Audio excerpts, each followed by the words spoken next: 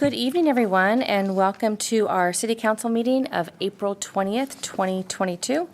I'd like to call the meeting to order and ask our clerk to please read the roll. Thank you, Mayor.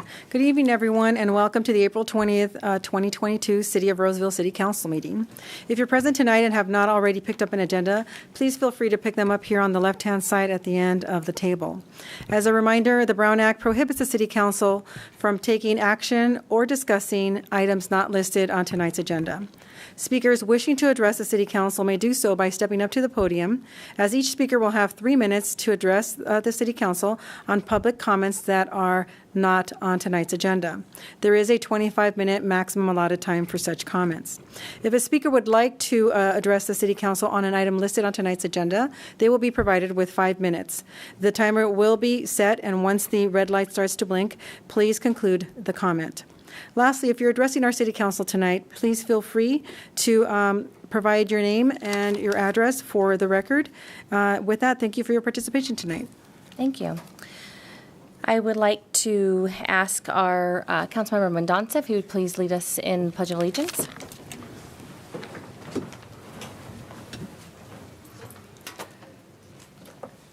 I pledge allegiance to the flag of the United States of America and to the republic for which it stands, one nation, under God, indivisible, with liberty and justice for all.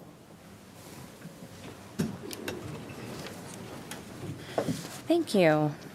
We have one presentation this evening. We have item 5.1, the Proclamation Fair Housing Month, April of 2022. Is Ryan Reyes here? Okay.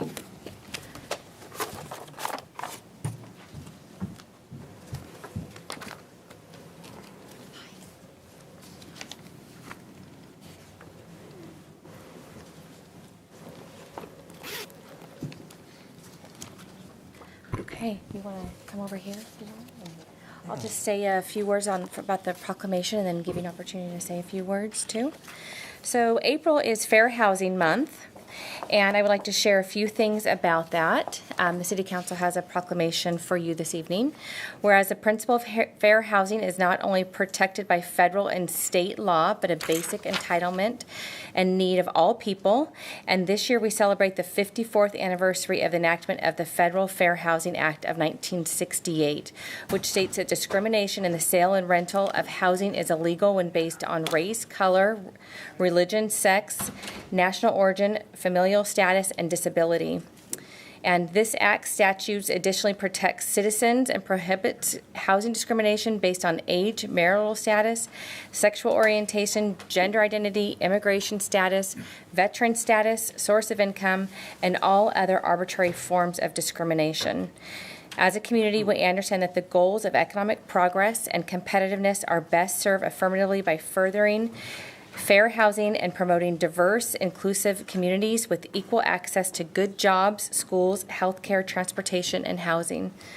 The City of Roseville supports fair housing efforts to eliminate discrimination in housing and recognizes the benefits of Project Sentinel to educate home seekers, apartment managers, apartment owners on the federal and state housing laws and to investigate complaints of illegal housing discrimination in Roseville.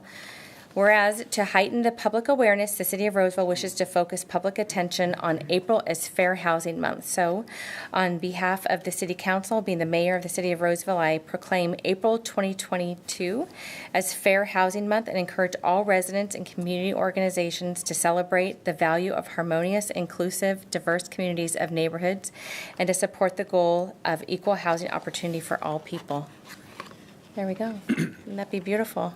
Did you want to say a few words? Okay. All right. This is one's for you to take. All right. Thank you. So my name is Ryan Reyes. I'm a staff attorney with the Project Sentinel. I'd like to thank the City of Roseville for funding our services related to fair housing. So 1968 was when the Fair Housing Act passed. It was passed a week after the death of Martin Luther King, and it is the culmination of that movement, the Fair Housing Act. So throughout the years, there have been more categories that have been protected. And at this time, I think that the Fair House is supporting fair housing because of our struggles in housing. We do not need housing discrimination to be a barrier to finding housing.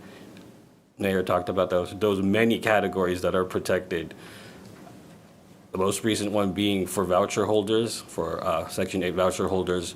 They are also protected now under fair housing rules. Again, I'd like to thank the City of Roseville for funding our services. And if you'd like to learn more information about our services, definitely contact Project Sentinel. Thank you. Thank you. Is there a website? There is. It's very easy to remember, housing.org. Thank you. Thank you very much, Ryan. We'll move into public comment. Now is the time for anyone who wishes to address the council on any item that's not on the agenda. I know we have one person who filled out a speaker card, and others can come after. Right now we have Nancy. Is Nancy Breckel here? Good evening. Well, good evening, everybody. I didn't dress for coming down here, but I got moved by my neighbors to come down here. And it has to do with housing per se, but not really. It seems that in the past year, I live on Lawton, and it's a dead end. And many times we'll wake up to 1, 2, 3 RVs that we don't know who they are and why they're on our street. Well, today I went over to Salvation Army looking for some stuff for some kids' things for an event, and there were no RVs over there. When I went out, there were 5. Now, these are out-of-towners. I don't advocate over policing, but it would sure be nice if they could throw us a $25 or something, because it seems to be getting more popular about the travel trailer and the truck in front. And that's all I came to talk about on whether or not we even want to police such things. But where I live in the past, I've lived there 8 years, have noticed such an increase in this type of thing from out of town. And that's all I wanted to put before you. Maybe it's valid, maybe it's not, but it's getting, at least on our street, a problem. That's all I wanted to say, and thanks for everybody here. I know some of you and what have you, and it's great to hear from all of you. Thank you so much. Nancy, thank you for your comment. We do have your comment card. If you want to just leave your phone number, we could have staff follow up with you on what's allowed and what's not.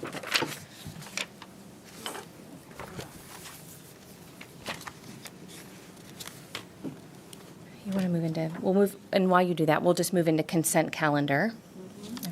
Thank you. Tonight on consent, we have items 7.6 through 7.22. Just a reminder that all matters on the consent calendar are considered routine in nature and will be passed by one motion. There will be no discussion on consent calendar items unless a member of the City Council staff or a member of the public requests that a specific item be pulled for further discussion. And at this time, is there any staff member or council member or a member of the public who'd like to pull an item? Seeing that there is none, I'd like to have a motion to adopt and approve the consent calendar items. So moved.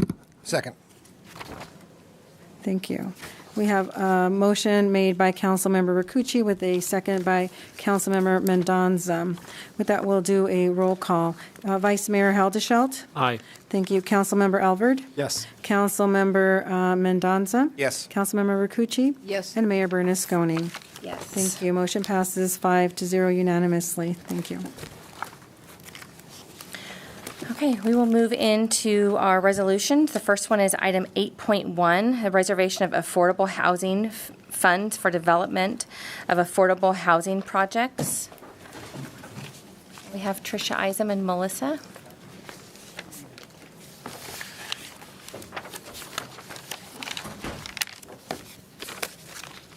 Mayor Bernasconi and members of the City Council, I'm Tricia Isom, Housing Manager in the Economic Development Department. Tonight, I'm presenting a request for approval of reservation of house. Oh, is it not on? Can you raise your mic a little bit? It's a little hard to hear. Thank you. Tonight, I'm presenting a request for an approval of reservation of housing funds for development of affordable housing projects.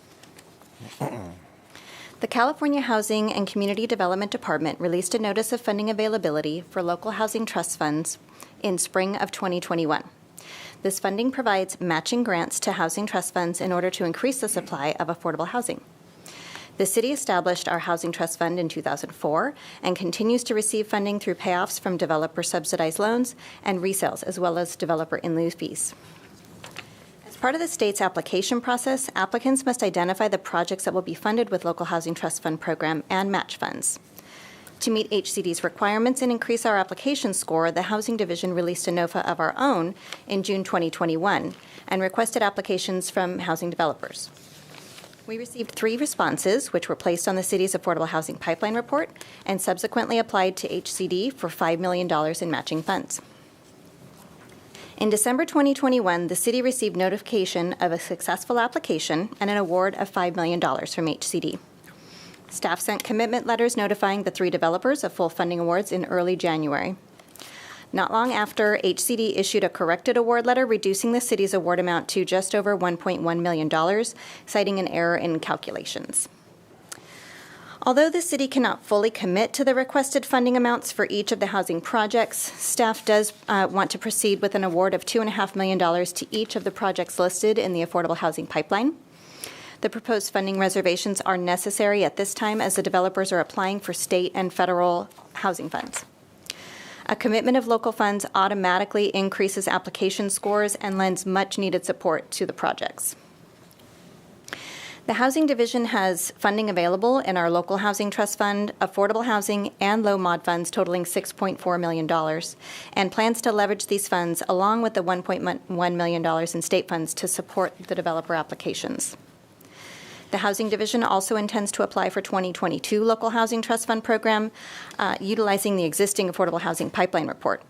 You will see a subsequent staff report on May 18th requesting a resolution authorizing application submittal. If the city's 2022 Local Housing Trust Fund application is successful, we will be able to fully fund both Bridge and Mercy Housing's projects as initially intended with using the additional state funds. Once the projects secure full funding, staff will bring forward the required loan and regulatory agreement documents for council review and consideration at that time. Staff recommends that the City Council adopt a resolution to reserve a total of $7.5 million in funding for Hampstead Company's project Prospera at Vitament Ranch, Bridge Housing's project 505 Royer Apartments, and Mercy Housing's project Pleasant Grove Apartments. And this concludes my presentation. I'm happy to answer any questions you may have. Thank you very much for that information. Does the council have any questions of staff?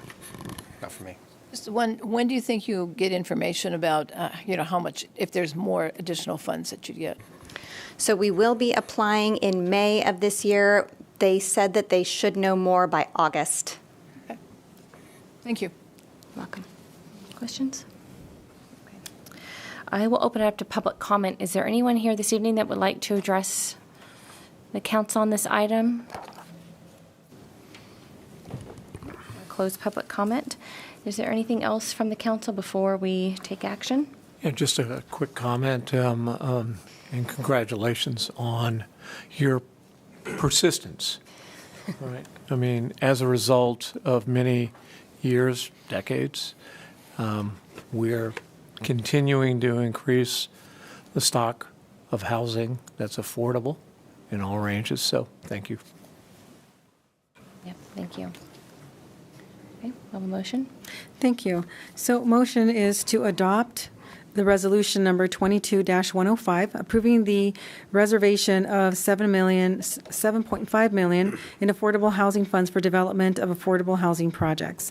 Can I get a motion, please? So moved. Second. Thank you. I have a motion on the floor by Vice Mayor Haldeshot with a second by Councilmember Alvord. And with that, we'll start off with our roll call of Vice Mayor Haldeshot. Yes. Councilmember Alvord. Yes. Councilmember Mendoza. Yes. Councilmember Cucci. Yes. And Mayor Bernasconi. Yes. Thank you. Motion passes unanimously. Thank you.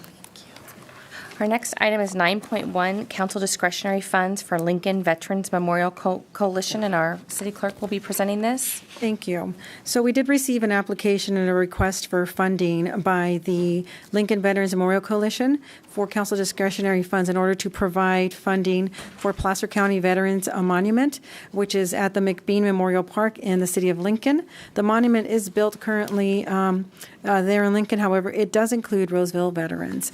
And I'm not sure if Mr. Don Witt is here. Oh, I don't know if there's anything else you'd like to add. I have somebody else come up to. Yeah? Yes, please. Okay. Thank you. Yeah, I'm Don Witt, president, and this is Gary Burns. He's on the board as well. Both Marines. Very much. Appreciate you would you being here like tonight. Ladies and gentlemen, I'm here to just, present to this. This came out as the name of the Lincoln Veterans Memorial, but it's no longer that. It's a living memorial, and it's growing. It's growing out to the Placer County. A lot of our veterans, actually, that are on the wall considered now are Roseville veterans. Currently, right now, Lincoln has committed most of the money to this memorial. It is considered a living memorial, therefore, it's not just because my father is actually on that. My father spent 34 years in the Marine Corps. Actually, we had the honor to meet each other in the middle of Kuwait City. I was actually Force Reconnaissance Marine for many years. Have a couple Purple Hearts, but that's beyond what I'm here for.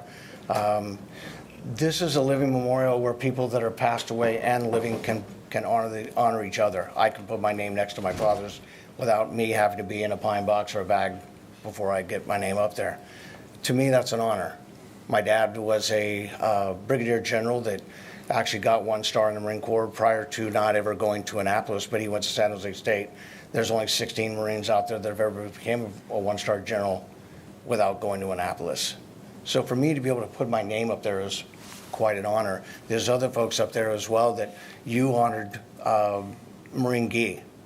She's on our wall. And that is something we just want to keep, growing. To finish the monument with the finish and for maintenance as well for the years to come is $100,000. We're asking for a little assistance with that $100,000 piece just to assist us with your, Roseville veterans up there, along with our Lincolnites, because I actually live in Lincoln itself. My wife and I retired here. Great. Thank you very much for being here tonight. Yeah, there's the organization that was formed to build the monument is the Lincoln Veterans Memorial Coalition. The monument is actually the Placer County Veterans Monument.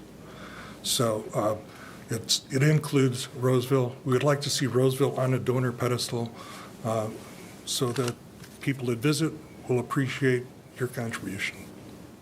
Thank you. Madam Mayor, I was the one that pulled this to bring before you and my colleagues up here on the dais, and so I'd like to see if there is a willingness to contribute to this fund to help with the maintenance and future upkeep of this wall, which would include veterans from all throughout Placer County, including, like he mentioned, those here in Roseville.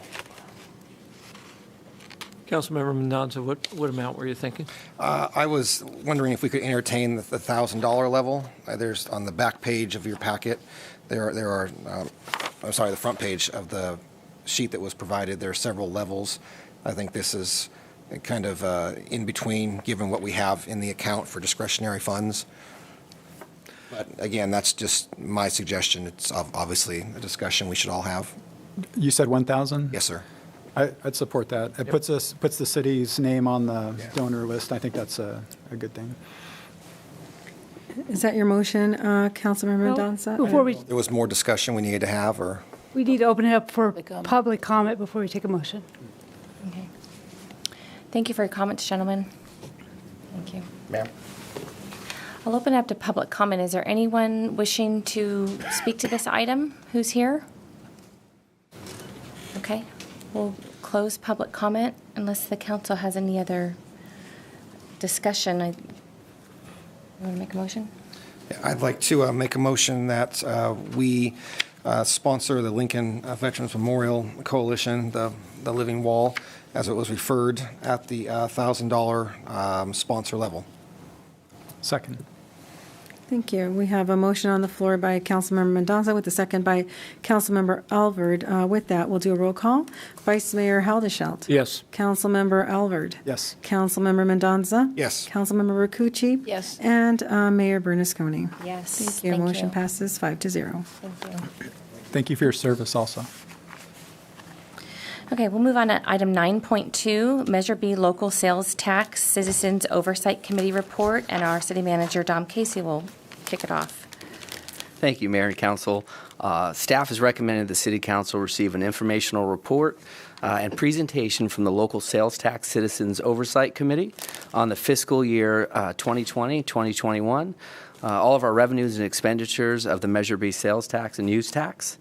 Just as way of background, the Local Sales Tax Citizens Oversight Committee was created when Measure B was passed by Roseville voters on November 6, 2018, and the committee is charged with the annual review and report to the City Council on the review and expenditures of the Measure B use and sales tax.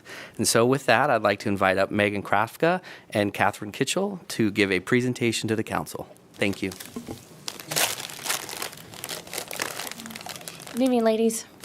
Good evening, Council. I'm Catherine Kitchell. I'm the chairman for the committee for this year, and this is Megan, the vice chairman for the committee.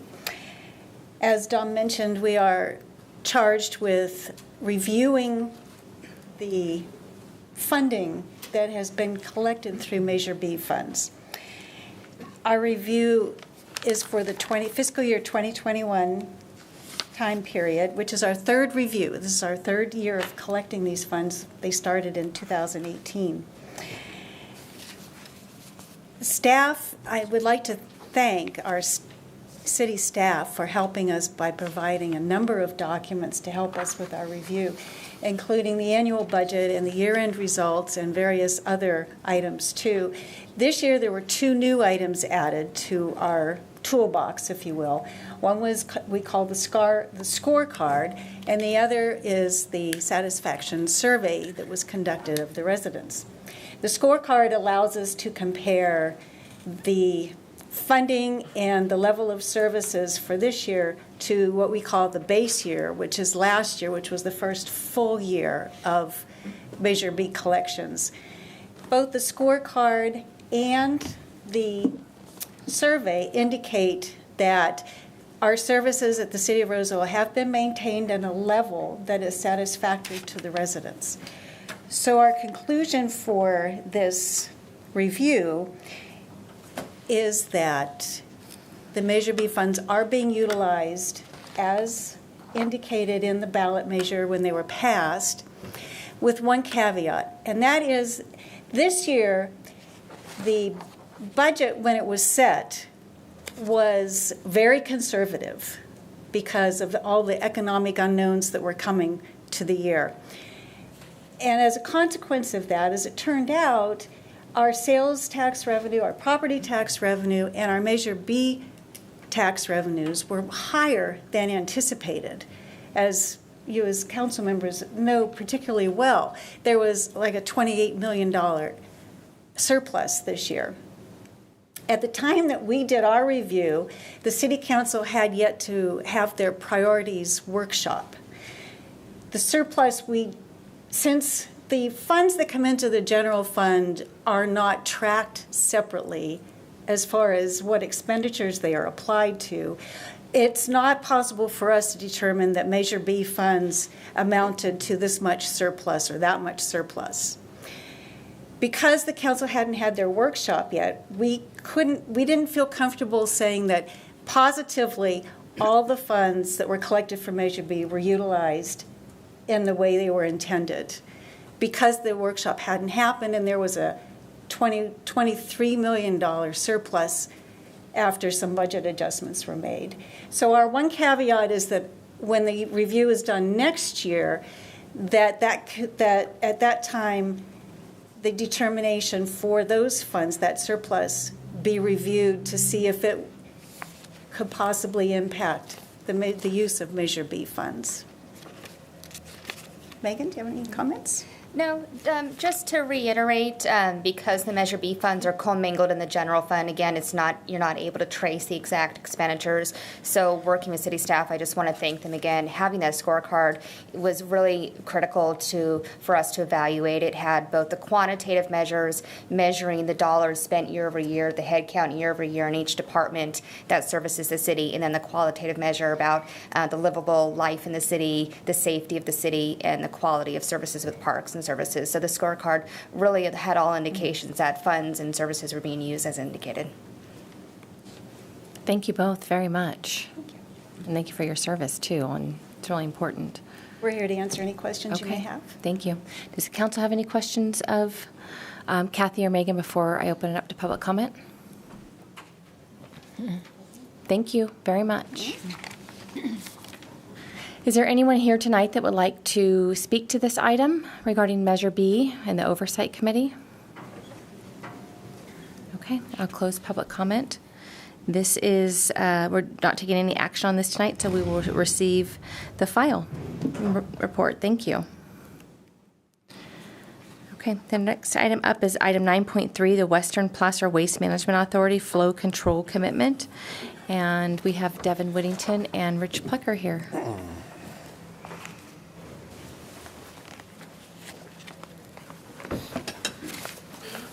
Good evening, Mayor Bernasconi and members of the council. I'm Rich Plecker. I'm your Environmental Utilities Director. With me tonight is Devin Whittington, a newly promoted Assistant Director in EU, and along with our legal scholar, Senior Assistant Deputy City Attorney. He's our contact in the City Attorney's Office. So we have a brief presentation for you here this evening to sort of give an overview of what we're up to, what we're recommending tonight. So the next page, a little bit of brief history, most all of you are well aware of, but just as a historical matter, Roseville's been a member of the Western Placer Waste Management Authority, or WAPMA, as we commonly call it. It's a Joint Powers Authority since the late 1970s. It's a partnership, and it was really formed in response to the closure of a number of smaller landfills scattered throughout the county. It wasn't unusual to Placer County. It was sort of a trend that was happening towards regionalization of utilities of all sorts at that time.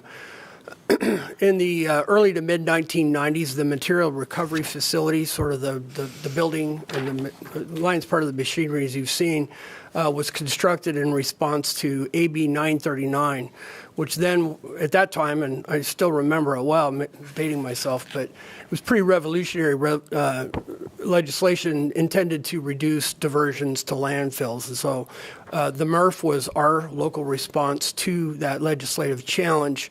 At about the same time as when you started seeing the different segregated trash methods depending on where you lived. A lot of places in the Bay Area or Southern California started doing recyclable carts, things of that nature. So this facility was constructed and served us well since the early 1990s. The MRF equipment itself was last rehabilitated and expanded in 2005. And as it's in the business of doing, it tends to wear itself out and thrash itself as part of its daily life. And so it's now at the end of its useful life. On the next slide, we'll talk a little bit about the matter here tonight. The upgrading of the current MRF equipment, as I said, it's reached the end of its useful life. It's going to cost about $120 million. That's current estimates. Could range probably a little bit.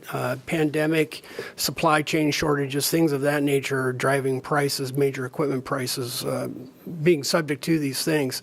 It's anticipated, at least the last what we know, is the authorities talking about using $25 million-ish or so from cash reserves sort of as a down payment, and then financing the rest of the MRF equipment through a bond sale proceeds. One of the things that's common in debt financing, we do it in Roseville as well, rates, one of the things that you sign is a rate covenant that ensures that your revenues recover in excess of 1.25 times sort of your annual operating revenues. That's to make sure that the bondholders get repaid, so that's not unusual.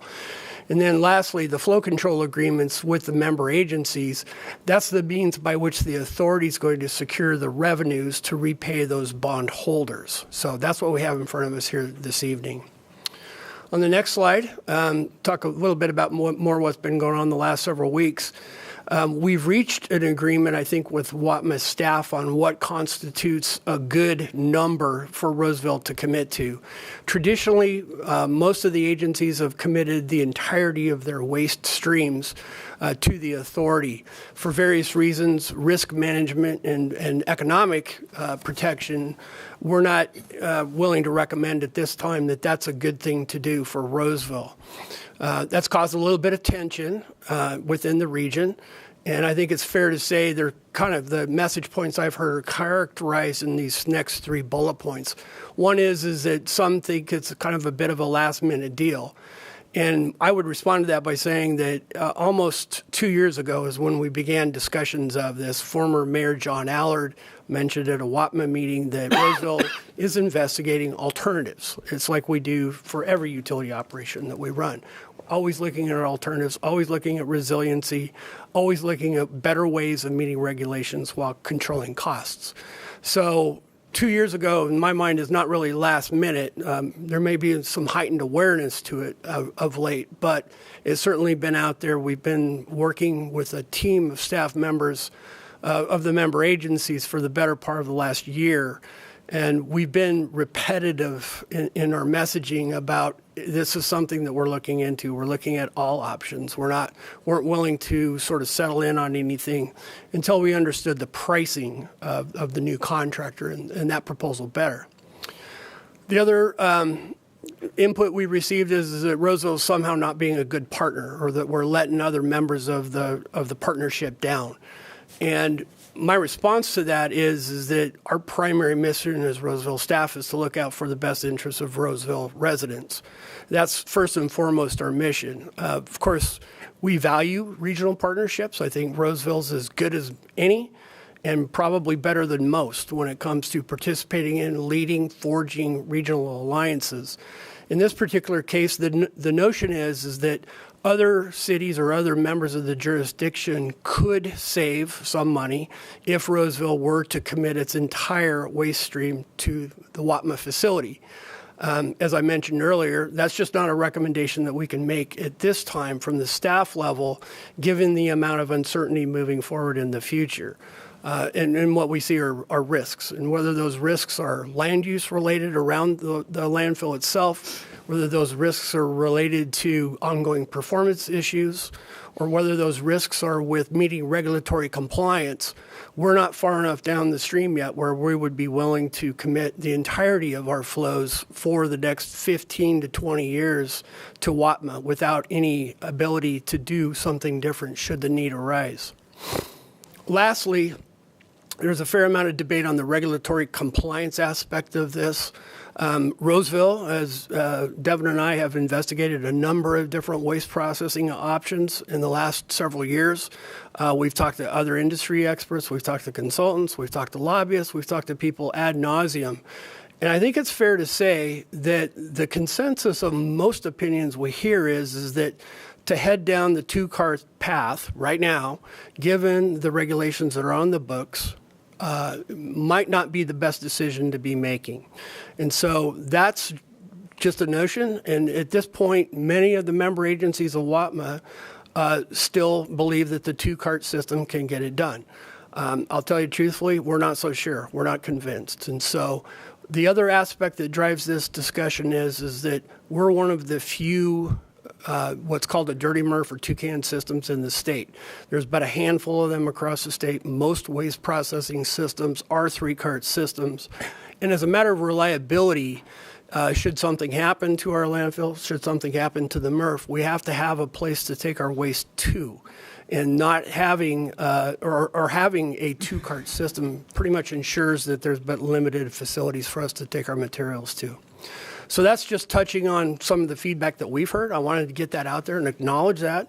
There's been a great deal of debate about this in various forums. And as always, I'm sure we'll continue to debate many of these things into the future until we get there and figure out really what does compliance look like. So our proposal before you this evening was really based on some feedback that we received at a WATMA meeting. This is not the first proposal we made. This is the second. The first proposal looked at participating in WATMA for some period over the next 5 years or so at full scale, and then withdrawing or limiting what we're committing to diverting. And we heard loud and clear that that didn't work. It didn't work for the partnership. The words we heard were equity, fairness, in for a penny, in for a pound, and no special deals. So that's pretty much what we took back, and we said, okay, we need to tailor our offering to something that clearly we were not going to be able to offer something that met our needs entirely, nor WATMA's needs entirely. So we tried to get at what does everyone need, which most attorneys will tell you that's probably the sign of a decent agreement, is when nobody's getting what they want, but they're getting what they need. So to develop on these concepts of equity and fairness, we arrived at the median tonnage deliveries from both or all of Placer County, Rockland, and Lincoln combined. That number happens to be 38,000 tons per year-ish. It's in the change, but you'll see that contained in the agreement. That's where that magic of 38,000 comes from. That makes us the same size as everyone else. That makes our risk exposure the same as everyone else. That makes our flow control agreement and bond term financing equal to everyone else. So that's what it was developed around. And I think most importantly, what it does is it provides a sufficient security for issuing the debt that WATMA needs to deliver. As it always is the case, when you're down to the selection with contractors, WATMA needs to get the new equipment ordered, because you'll hurry up, order the equipment by the end of this month, and then you get to wait for the next couple of years while this stuff is getting built. But every time we wait or delay, it's just that much longer, and they've stated that they're experiencing pricing increases as a result. So we need to kind of get this going. And as I said, last point is the proposed agreement before you this evening, in our minds, balances the regional participation obligation that we have ongoing into the future, but it also protects our risks moving forward should we need to do something else, or frankly, should we be able to save more money or save money more so than what we're experiencing now. So on the next page, our recommended action this evening, I can't spit it out quite yet, long-winded, but basically this authorizes the city manager to execute this on your behalf. It is clear that the city will be required to annually deliver this 38,000 tons. I explained where that came from. In addition, 9,000 tons of food and green waste and all construction demolition debris to WATMA. So with that, I'm happy, as is Devin or Joe, and Ken Grimm, who's the executive director of the WATMA, as well, is here this evening should you have any questions. But happy to answer any questions you have or comments. Great. Thank you for that information. Do council have any questions of Rich or staff before we open it up to public comment? I just have two things I want to clarify for our residents. So the first thing is, we're going to keep doing what we're doing for at least the short term. We're not just going to cut down to the 38%. I mean, what we're doing as far as tonnage, that's going to continue until we transition out at a later date, and that's going to be a slow transition, or from what I understood from your presentation, I mean, there is going to be some sort of a step-down process here. It's not just we're pulling out. Correct. That's our anticipation. This limits our obligated flow. It doesn't speak to the issue, and I think Ken would probably echo these concerns. I think WATMA would be happy to receive whatever it is that we're willing and are able to send their way, just as a matter of economics. That's revenue. But we have not fully formed the transition plans. All of these things will be coming before you in the future as we get, again, a better look at what the future holds for us and what we think might be the better course of action. So all this does is limits our minimum obligations. It doesn't say anything about what maximum or any of that in the future. Perfect. And then the other thing, just for clarification, because our residents are hearing, as you noted in your presentation, that some other cities and jurisdictions aren't moving to the 3-can, and there's just debate whether or not we can be 2, we can be 3. It's not like we're choosing to go to the 3rd can because we think it's a good idea or something that we're choosing to do. This is something in order for us to be in compliance, in order for us to avoid being fined, because we are one of the handful of cities in the state that has a dirty MRF system.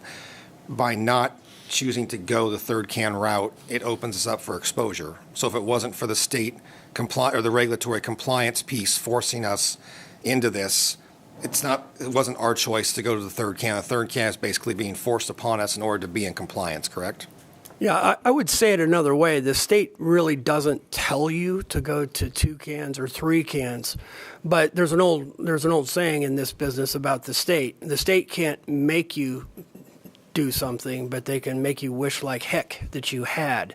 And the way I would say it is, yeah, nobody's a big fan of dealing with the 3 cans, least of which us. It requires additional trucks. It requires additional equipment, just logistics, retraining the whole community. And those are things that you can't do overnight.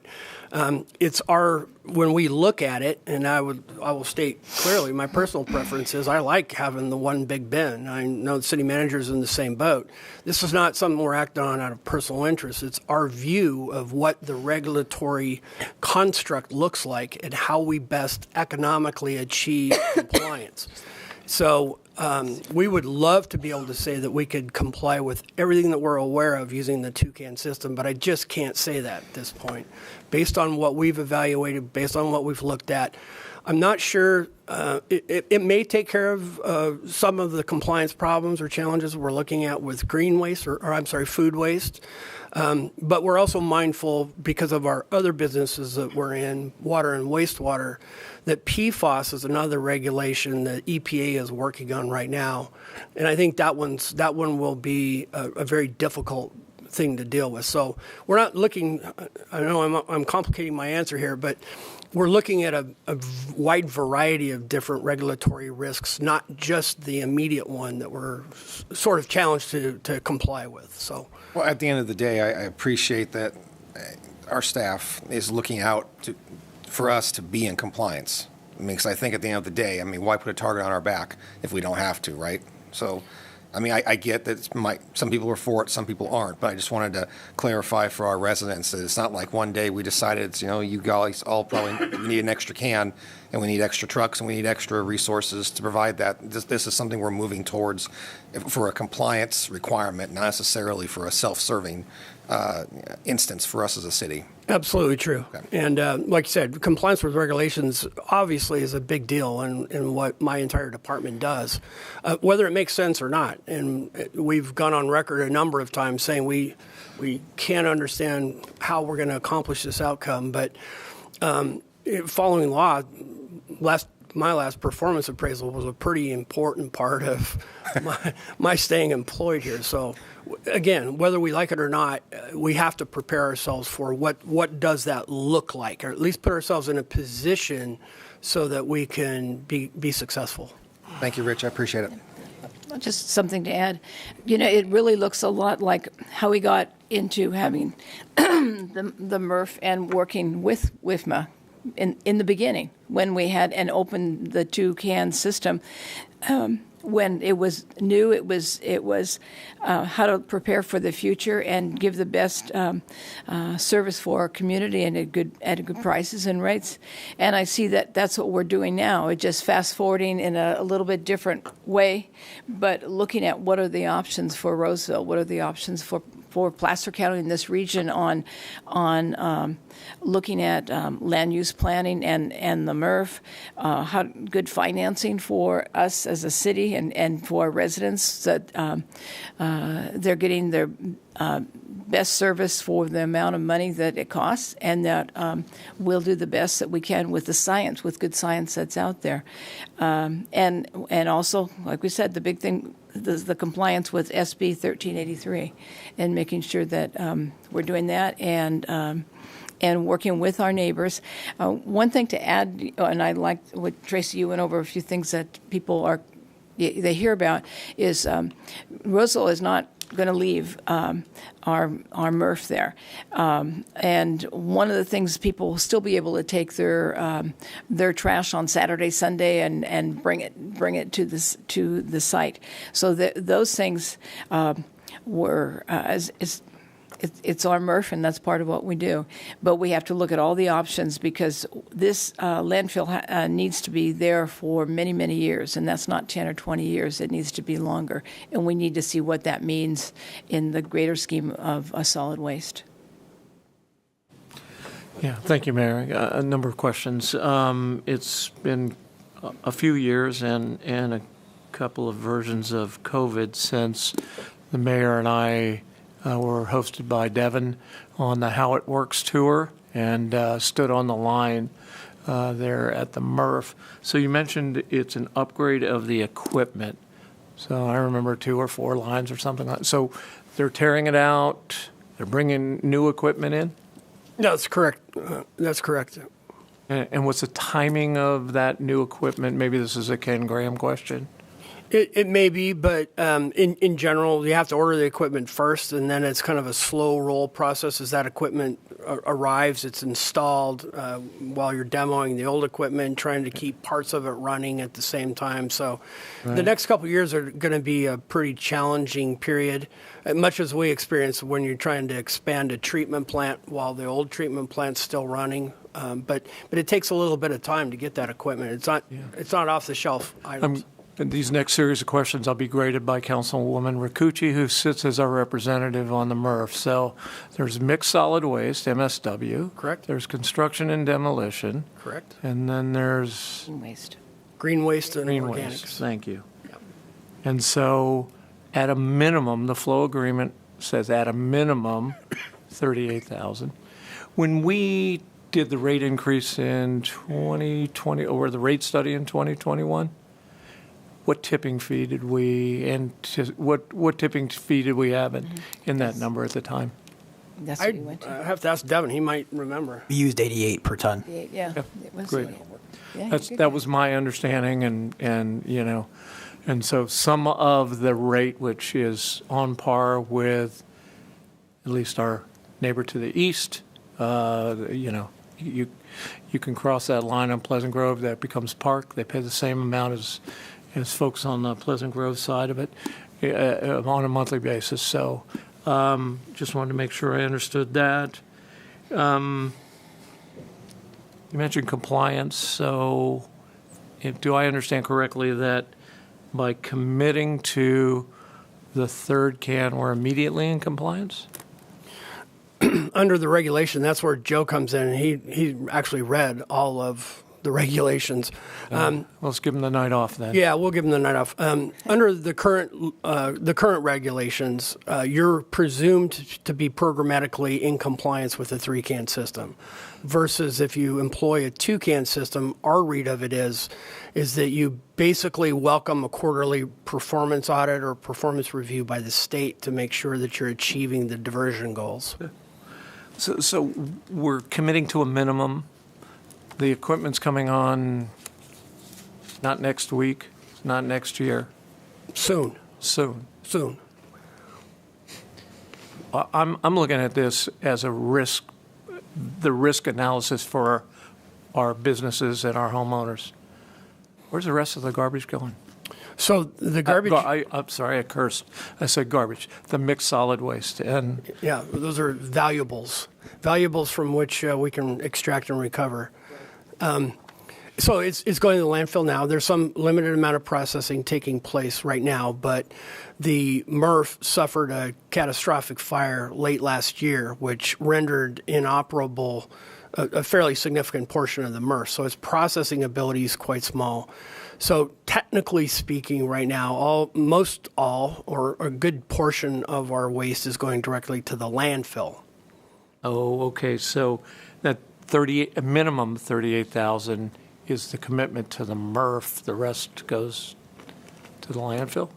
I'm going to make sure I'm not confused.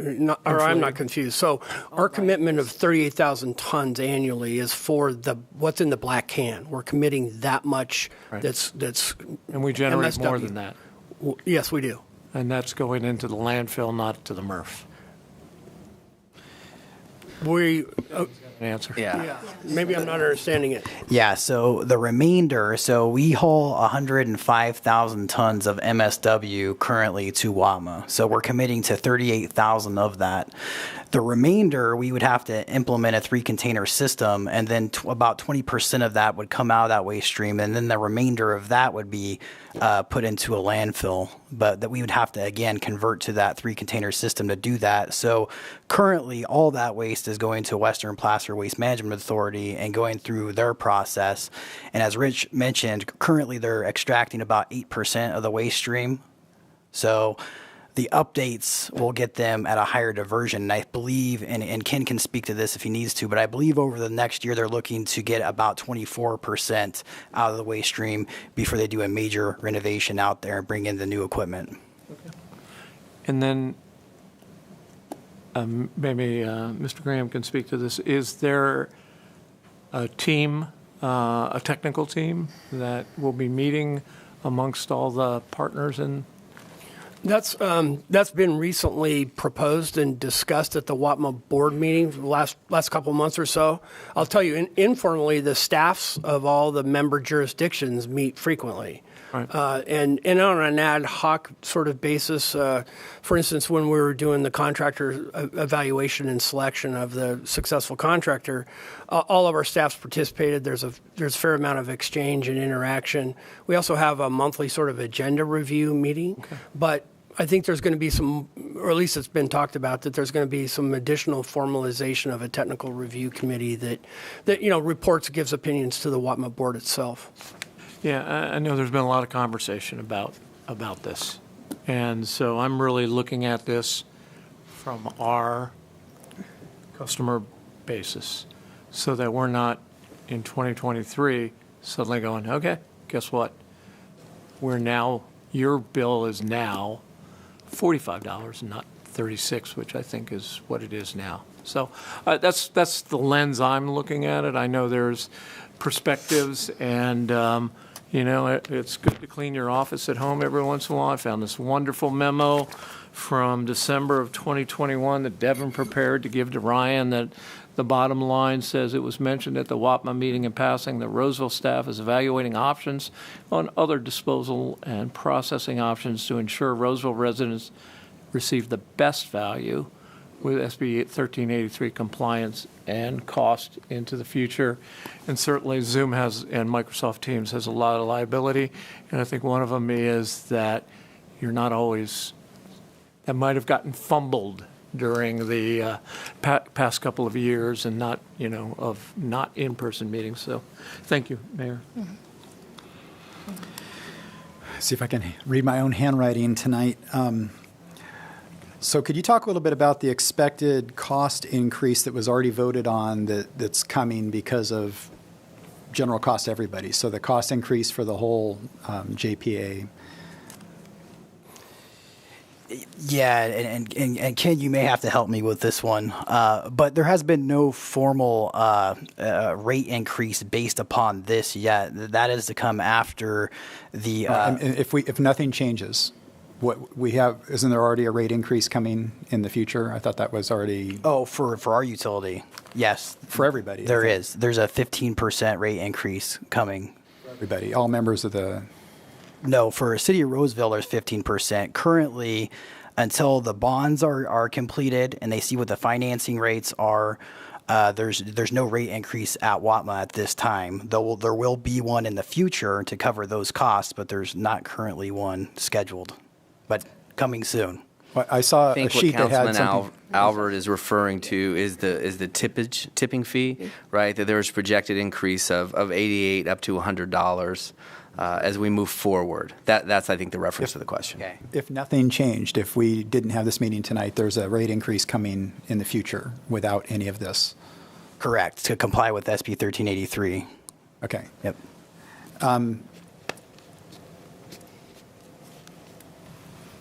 How long can we commit to full volume right now? Because we're talking about, if we approve this tonight, then we're going to commit to the base amount, which means we can do whatever we want with the rest of it. But for a while, nothing's going to change. We're going to keep bringing all of our waste there. Do we know how long that time period is? Because that's probably going to affect their ability to bond and set pricing and things. Yeah, so to answer that, this is going to be probably the longer version than what you want. So if we wanted to convert right now to a 3-container system, we would have to obviously do a budget adjustment. We'd have to order the trucks. The trucks are beyond a year out. We would order the containers. Those are about 6 months out. So as soon as we probably could do it is in a 2-year time span, because we'd also have to bring on our drivers, train them how to run the routes. So that's what we'd be looking at as a 2-year time horizon for that. And that's kind of at a minimum. Okay. I was contacted by a member of another sister city asking that question because they didn't know that. So that 2-year commitment, we could commit for 2 years of giving the same volume, our full volume, before anything changed. Correct? Right. And the flow control agreement before you allows us to do that. And it actually has a 90-day termination clause if we were to take any of our additional waste over the 38,000 tons to some other facility. Okay. Right now, what is our current percentage? What do we commit compared to everybody else? What's the percentage that Roseville puts into the landfill? I believe we're about 42%. All right. And given our current estimation, if nothing changed and we just kept going the way we are, what's the life of the landfill? What do we expect that to be? So again, it's probably another question for Ken, but I believe the lifespan of the landfill is 2040. Or 2050 is what it's permitted to, and I believe some of the expansion area is where the current composting operations are. So there would have to be some additional work done out there to, accommodate the processing of organics. And there's an EIR that's out right now, and I guess the results are coming back for that EIR sometime in July, and that will answer some of those other questions about capacity. But it seems safe to say that if we approve this tonight, we're actually going to be, because that's a significant amount of landfill material that we keep putting in. If we were to take it somewhere else, we're actually extending the life of our landfill quite a bit because 41% is a lot of volume. Is that correct? That is correct. Right. Now, the other thing and I know there are people watching this that don't have the full story. And so you have an attorney sitting next to you, so I'm going to ask you the question. Clearly, we think there's a cost savings to the city of Roseville by taking our material somewhere else. I know we're not in contract yet. We can't get in contract yet, but we've done some research. Can we talk a little bit about that savings? There must be something that's significantly cheaper. Otherwise, we wouldn't be having this discussion tonight. Yeah, so when we analyze the whole system, the more that the tipping fees go up to process at Western Placer Waste Management Authority, the more economical some of the other options become at using disposal rates of 35 a ton. And then moving to a 3-container system also allows us to extract value out of the waste system. And we're forecasting right now we could bring in $3 to $5 million annually and basically restriction-free money at that point that we could either use to offset rates or offset other costs in the city. Again, for us to get to that point, that's about 5 years from now. We have to go through a whole EIR process on the site of our own, and so it'll take us some time to get there. So that's a significant, and again, for people that are watching this trying to confuse, or they're confused why we're even talking about this, that is the reason that we're talking about this, is that the significant dollar savings to the city of Roseville by going to a 3-can system, being able to take our own recyclables and making money off of it,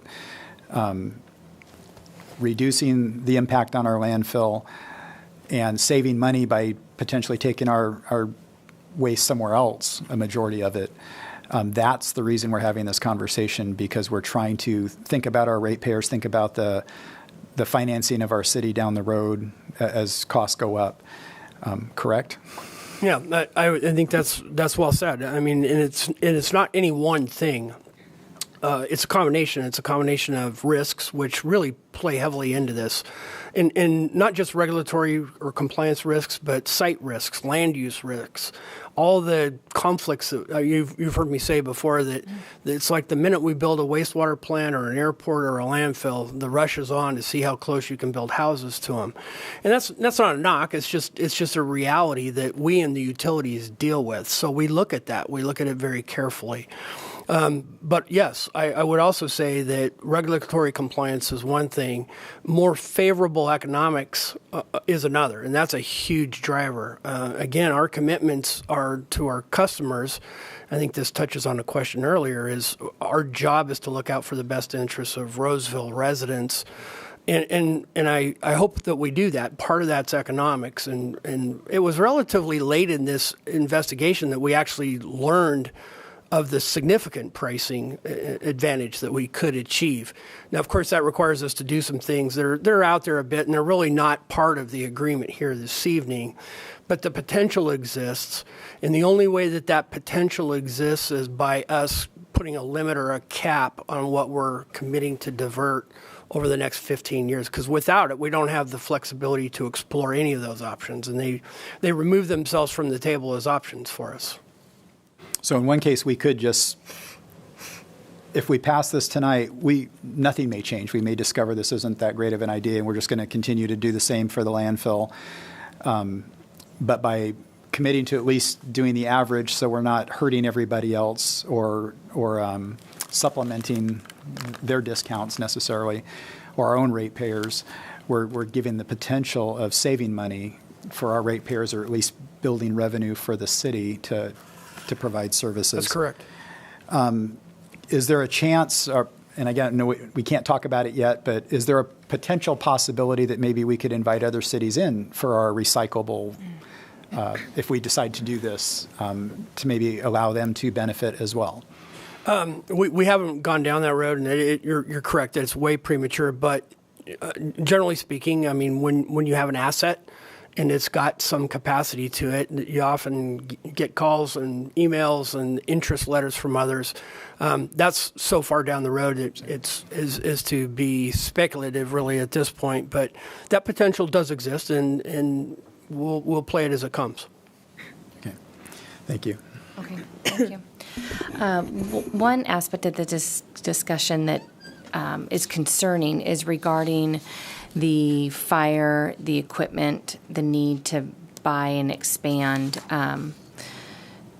because the majority of everything that is going to the MRF is going right into the landfill.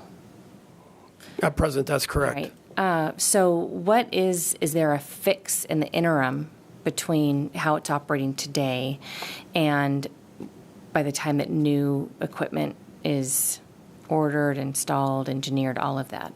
So Wattman staff has asked for and received authorization from the board to engage contractors and designers to rework some of the systems, whether those are mechanical or electrical systems, to get some percentage of the MRF back into operation. Again, Devin mentioned it earlier, sort of the goal is to get to 20, 25, something like that percent. But that's really going to be governed by how badly some of that equipment was damaged. It was pretty significant fire, so trying to breathe some new life into equipment that's basically worn out for the next couple of years, you got to kind of weigh what's that really worth. But the important thing is we all recognize that we're not presently in compliance, and most of our waste is going directly to the landfill, and that's creating other problems. Right? It fills up the landfill faster than it would ordinarily.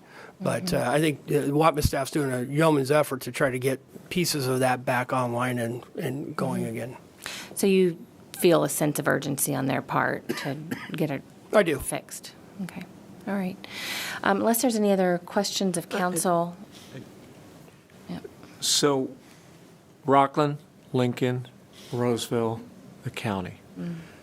Is flow based upon current or projected? Current. And basically... It's based on current. So the county will, over the next 15 years, be growing and contributing more to the landfill. That's correct. But right now, the flow agreement is based on current, not just committed. Not Placer Vineyards, Placer Ranch. I think from a numbers and a bond security standpoint, the only thing they can do is look at what their current levels are. Now you can estimate or forecast those, but remember that the flow commitments are used as a backstop, so that's the minimum. Our limitation is not all of our waste; it's the 38,000 tons. I'm going to use the wrong term, but we have these collection sites where clean cardboard, Amazon boxes and other things are, spilling out during the holidays, right? Yes. They're usually spilling out during the holidays. Daily, do sometimes. other jurisdictions have the robust system that Roseville has? Isn't that diverting from the mixed solid waste? Well, the cardboard sites certainly are. That's cardboard that's not winding up in the landfill. As far as your earlier question, I'm not aware of Lincoln or Rockland having those facilities. I know that over the last several years they've tried different things. It becomes a land issue at some point, having room to, because they're usually located next to a park. You answered my question. And then when's our next rate study? It's going to get kicked off here pretty quick. All right. Okay. I'll open this up to public comment. Is there anyone here this evening that would like to speak to this item?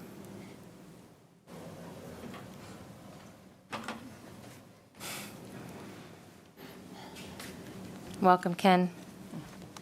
Thank you. Good evening, Mayor, council members. My name is Ken Grem. I am the Executive Director of the Western Placer Waste Management Authority, and we are here encouraging support of the staff recommendation to approve the flow commitment agreements that are before you today. We believe they do substantially do what we need them to do. We do hope that we can have continued conversations. If there's something mutually beneficial that saves both ratepayers money, we want to have the ability to talk about that. I think you would all agree with that too. And so we will have those conversations, but we do need these flow commitments. It is an excess of $100 million capital expenditure to upgrade this facility. And it is these flow commitment agreements that ensure that first off, ensures we get the lowest price. The higher they are, the lower we can have our tipping price. We spread the cost over the entire amount of tonnage we get. But it is how we underwrite the financing and the bond sale. So we appreciate that. I will say, because there was a question came up about fire, we did have a fire in November of last year. We were out of commission for several weeks. We are processing after that several week period, but a lot of our equipment has been damaged beyond repair. Our board but we are processing, and to give you an idea, before the fire, we were able to divert about 22+% of the waste stream that goes through that facility. Right now, we're around 8%. It is very low. We are still processing. It's at a very low volume.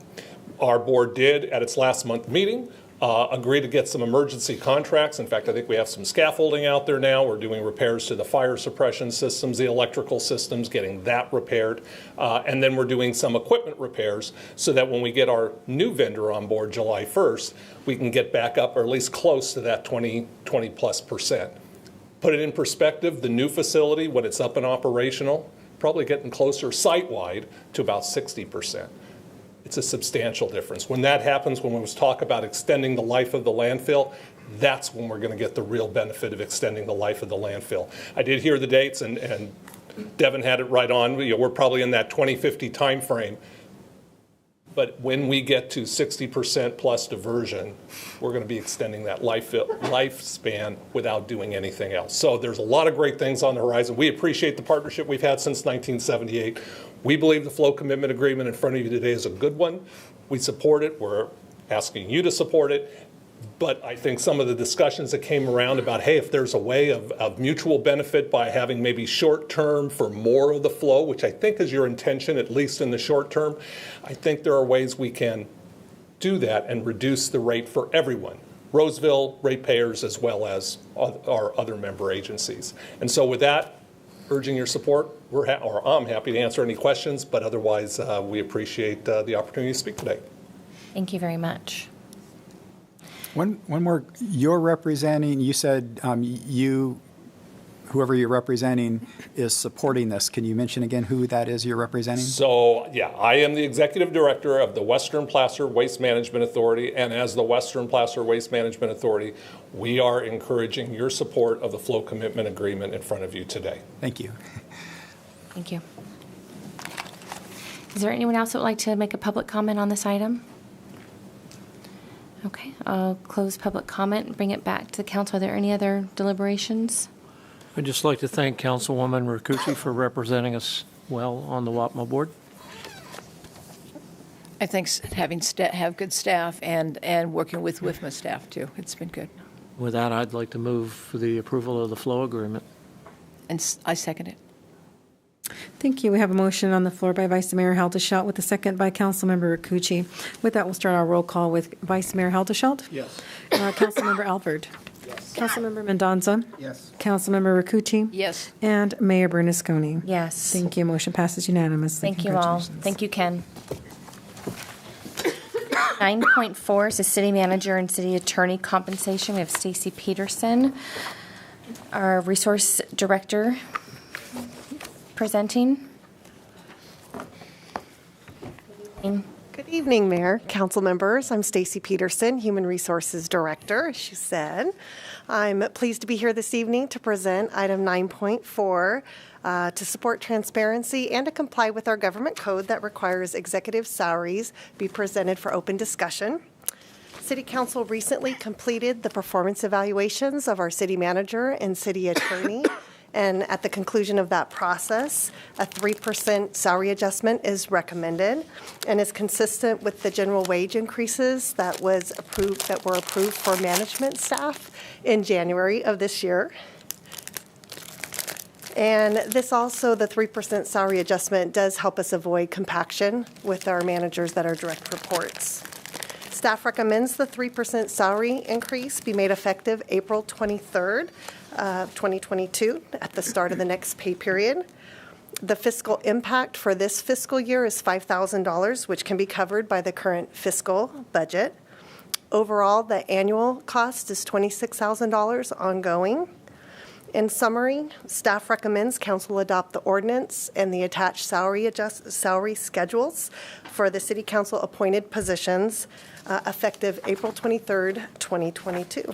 I'd be happy to answer any questions that you may have. Thank you. Does council have any questions of Stacy? Not for me. No?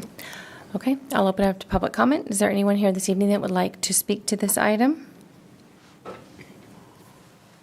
All right, I'll close public comment. Any other deliberations from the council? Nope. Okay, may I have a motion, please? Thank you. So motion is to adopt ordinance number 6481, amending ordinance number 6346, the salary ordinance for city council appointed positions, as amended by Appendix P to be effective April 23rd, 2022 as an urgency measure. If I can get a motion, please? So moved. Second. Thank you. I have a motion on the floor by Councilmember Mendoza with a second by Vice Mayor Haldeshelt.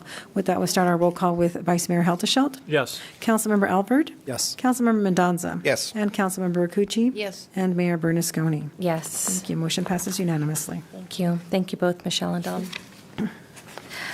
Okay, we'll move on to item 9.5, Environment and Utilities Department, a budget update. We have our Director, Rich Plecker, again. Good evening. Good evening, Mayor and council members. I'm Rich Plecker again, EU Director. I have a small presentation for you this evening on the budget update. I'm told that this will be the only time you get to hear this. Usually, the last few years, you got to hear it at least a couple of times, so it may be fresh in your memory, may not. But with that, we'll get started here. Next slide. A couple things. We just spoke to an item about being fiscally responsible. These are sort of the goals, the values that EU lives by. You know, we're a growing, progressive, and customer-focused organization. Our city's growing. We pride ourselves on providing a high level of service. We've talked about this before in rate settings, but we prepare 10-year financial planning forecasts. We try to anticipate utility costs. They're very large numbers that we look at, so any kind of an indication that we can have of what's happening in the future helps us better inform our rate processes in any given year. too bad Councilmember Alvord left because this is his favorite. We operate the utilities for the best value, not necessarily the lowest cost or the lowest rates. While we do enjoy a rate advantage in the region from compared to other jurisdictions, it's really not our goal. Our goal is to make sure that we're packing the maximum value into that rate dollar. Because as I said before, it's easy for us to have low rates. All you have to do is stop doing things and you don't have costs. The real challenge is providing the high value for the low cost. Again, we maintain a 98% customer satisfaction level. That comes back to us every other year in off-rate year cycles. This is something we're very proud of. At the same time, it's very scary because at 98%, we've only got one way to go with that, and that's not very appealing, and that's down. So we work very hard to maintain those satisfaction levels. A couple other points. We're funded by user fees, not taxes. This is often confused in the public. We receive no general fund, either property tax or sales tax revenues, completely fee supported by users. It's based on the premise of users pay. So it also runs more like a business. Our basis of accounting is slightly different than the general fund. We're managed as an enterprise fund, so we tend to look more like a traditional business profit and loss. One of the things that we've also done and experienced over the years is that our residents and our council likes more frequent, still small, but do rate changes more frequently. Don't wait 5 years, as is the practice in some communities. They'll wait 5 years, sometimes 10 years, and do rather massive rate increases. We opt to do that more frequently and is necessary to sort of trim our the way our course is set. We're also a significant contributor to the general fund because we're an enterprise fund. We operate on a cost and fund sort of basis. So we contribute, for instance, to the city attorney's office, HR, all of those services that we would, as a business, have to replicate separately from the city. We, in turn, pay our proportionate share to the general fund for those services. So last point here is we're focused on continued service, reliability, and rehabilitation. And if a previous item didn't sort of echo that, reliability really is the one thing across all of our utility operations that drives us the most. So the next slide. Here's, Dennis requires that I show a table with numbers in it for budget purposes. He was astounded that I've gone for so many years without numbers. This really just shows you the budget levels by utility from fiscal 22 to fiscal 23. You see that there's some increases in the operations. These were all forecast in this last year. For the first time, you see waste services in this coming fiscal year will actually be a larger utility than our water utility. Not surprising, actually. You just look at the cost and the complexity of what we're dealing with on the waste side. It's growing, and our hope is that in the future we can reduce or lower that trajectory a little bit. So, which is why we're working on all the fronts that we are. Water's in good shape; they're pretty stable. We have a robust investment program moving forward for, again, continued reliability. Wastewater has been sort of the largest utility for quite some time. Variety of reasons there. One is it's a regional wastewater facility that takes in wastewater from all over the county. Also, we operate 2 plants, so we have some duplication in costs there. And then wastewater is just a very energy-intensive, chemical-intensive, and labor-intensive utility to operate, certainly in comparison to the other 3. There's a footnote there that talks about, there's slight changes, there's differences in the budget amount, but these are the budgeted numbers moving forward as came out of and they are on par with what we forecast in the rate process. The next slide, this is also another Dennis requirement, who I'm sorry he's not here tonight because he gets to see a tie and a pie chart at the same time out of me.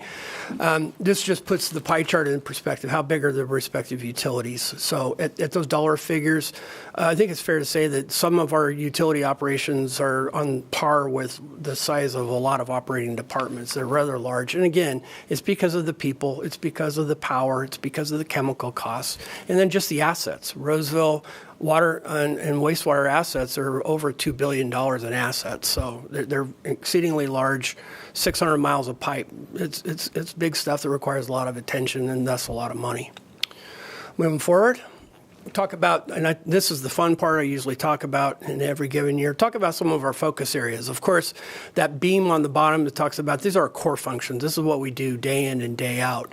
Water, wastewater, waste services, stormwater, recycle water. We're a 24/7 business. We do this every single day, holidays, nights, weekends, all of that.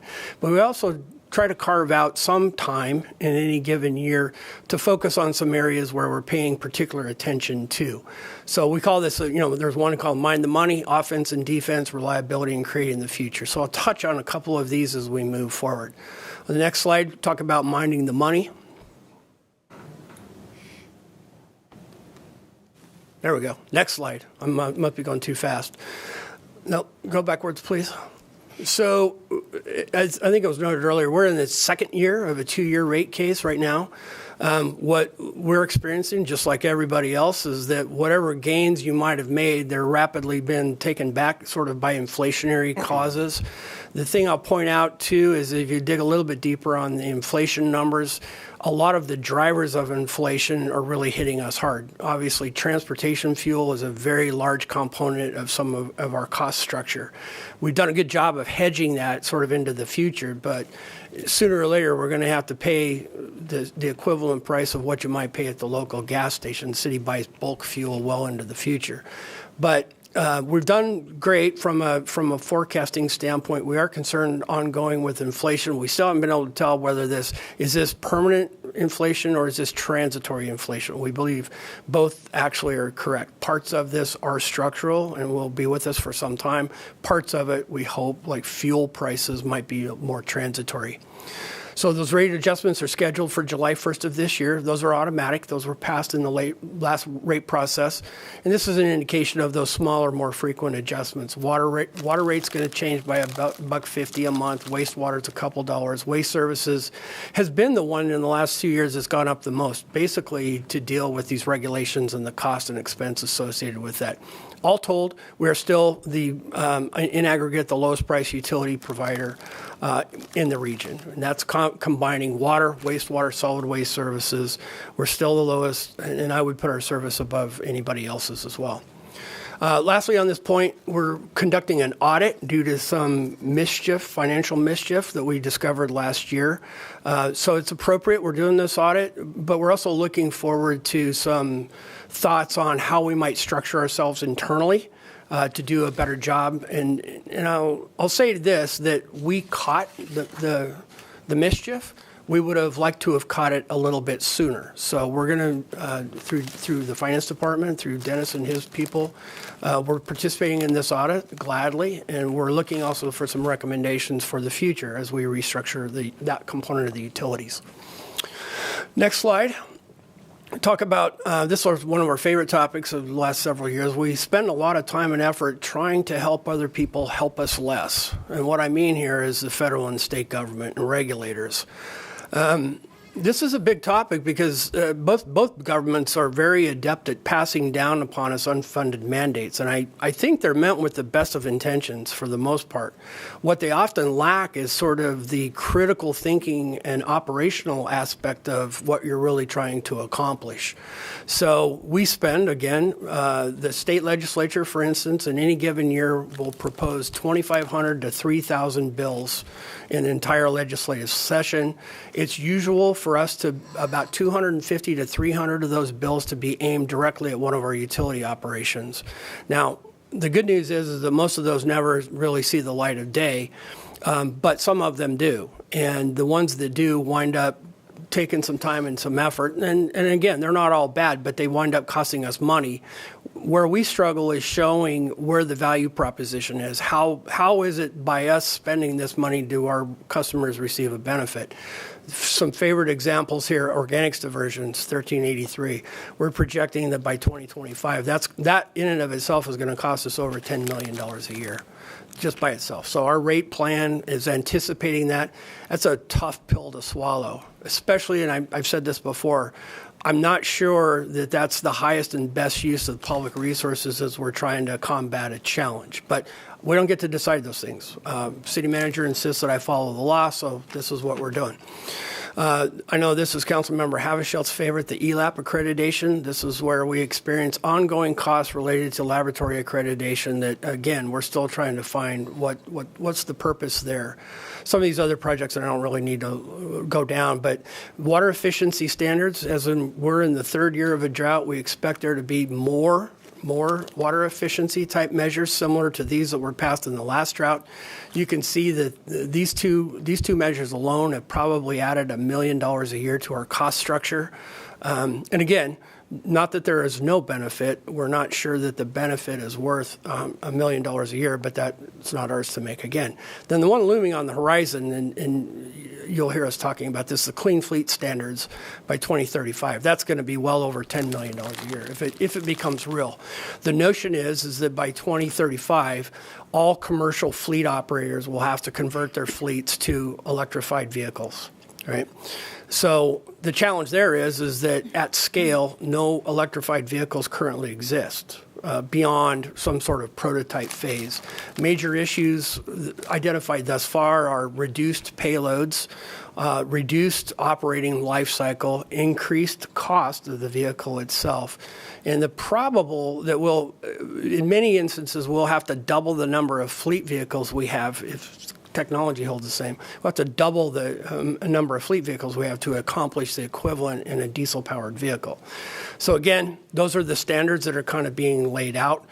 Do I think honestly, I don't know that that's going to be quite ready for prime time. There's going to be a variety of different ways to get there beforehand, but that's what the future holds for us. So on the next slide, talk about our resource portfolio. This is really big in both water and waste services planning. We're in this third consecutive drought year. We continuing to work bullishly on our ASR program and take all the drought actions that we can take, both behavioral and structural as well. We're fortifying all of our interconnections with neighboring utilities. We're drilling groundwater wells as we speak. We've got plans for 4 more. So that is going on. We understand that people are getting kind of sick of this. All we can ask is that people try. And we've devoted a significant amount of organizational resources to helping people through this, helping them manage their water use accordingly. All we ask is that you try. We don't ask for perfection. We're also in the process of updating our water supply, our master sort of wholesale agreement with Placer County Water Agency. That's an important agreement to us, in addition to our contract with the Bureau of Reclamation. We're looking at some new twists in this next generation, though. We think that there's some additional things that we can do infrastructure-wise that can help reduce our reliance on water deliveries, raw water deliveries in particular from Folsom Dam. So we have some ideas. We're looking forward to exploring those. As we talked about earlier, we're exploring solid waste handling and disposal options. That's kind of a benign sentence right there for what is actually going on in real time, but that's one of the things that we're working on from a resource standpoint. Our Pleasant Grove wastewater treatment plant expansion is in its final lap. We're kind of getting into the 11th hour with that contractor, and it's the time when everyone really starts getting sick of each other. And recall that we started this major project. This was upwards of an $80 million expansion. We started it just before the pandemic was declared. So we've got a number of issues associated with labor shortages, supply chain shortages, materials, equipment. Our schedule's going to be extended. There's no way that the contractor can get it done on time given the current schedule, and we will be bearing some additional costs as a result. So we look forward to that, very much so. We look forward to that being done. And then lastly, ongoing rehabilitation assets. If you notice in the city, we're continually rebuilding pipelines, pump stations, collection lines, things of this nature. I mentioned it before, $2 billion of infrastructure. You can't just start one day and then finish it by the end of the week. It's a continual process that's ongoing. So that's what we look for there. On the next slide. Workforce development, this is about, paying attention to our people. I think our people are our number one resource in the utilities. We have lots of resources, but our people are perhaps most important. we have this evolving structure. We've mentioned it earlier about our finance group and restructuring some of that. But as always, we have a growing workload and mission. So our workload grows by the fact that we're a growing community and there's just more stuff. But our mission also tends to expand based on the legislature, again, helping us get involved in things that sometimes we would rather not do. But it's a growing enterprise. It grows naturally, and then because of the regulations, recruiting and retaining key people and capabilities remains a challenge in the city. There's a lot of reasons here, and some of it you see on the news every day. You hear about the Great Resignation, people doing different things. There's changes in, there's generational change. You got the baby boomers, my era of people that are retiring. And moving on, along with different value system of people through the different generations, haven't been as effective at recruiting utilities through the traditional sources as we have been in the past. So it's really stretching our creativity to really attract and recruit people. When we do that, we're finding wonderful people that just a career in utilities had never occurred to them. Well, we have to help them. We have to help that occur to them, and we do that by job fairs and involving ourselves in, career days at colleges and high schools and things of that nature. Particularly in the trades, we don't struggle as much recruiting and finding, more of the college graduate types. Where we're having problems is finding folks that can weld, or folks that are electronic technicians, things of that nature. So we're spending an increasing amount of time doing that. And while we still have all the gray-haired people like myself around, we're trying to devote some of our energy units towards this succession planning and knowledge transfer, teaching the next generation what were you thinking when you made this decision, or what was important? Why did you think that was important? And I can tell you from my own personal perspective, it doesn't often occur to you to stop and say, well, okay, this is what I was thinking. This is why you should do this. Whether it's useful or not, it's of some value to the next folks. And most of all, I think in EU is we have a very positive attitude as a whole, as a group. I mean, we work with stuff that's smelly and stinky and makes a lot of noise all day. We're kind of half crazy to actually love it, but we do. We love it. And we try to use that system of values in our culture to drive positive change into the future. So the next slide. That should be it. I'm happy to answer any questions you might have. Excellent. Thank you so much for information. Does the council have any questions of Rich this evening? Great presentation. Thank you. Thank you. We appreciate it. No action tonight, so Yeah, I'll just make a comment as a bridge you between. almost got away. I almost made it. Away, but you're gonna love the fact that you stayed. As a bridge between your presentation and the next presentation, my in-laws were in town recently. They have friends out at the Club by Del Webb. We met at IHOP. They've been in the city for 5 years. They love this city. And it's because of the value we bring to it, so. Good to hear. That's a bridge to the other EU, or the electric department. So. And Madam Mayor, you do have to take public comment. Thank you very much. Is there anyone here tonight that would like to speak to this item? Okay, a closed public comment. Thank you. Will be considered received and filed. Okay, our next item is 9.6, Roseville Electric Department Budget Update. We have Director Daniel Beans with us this evening. Thank you. Good evening. Welcome.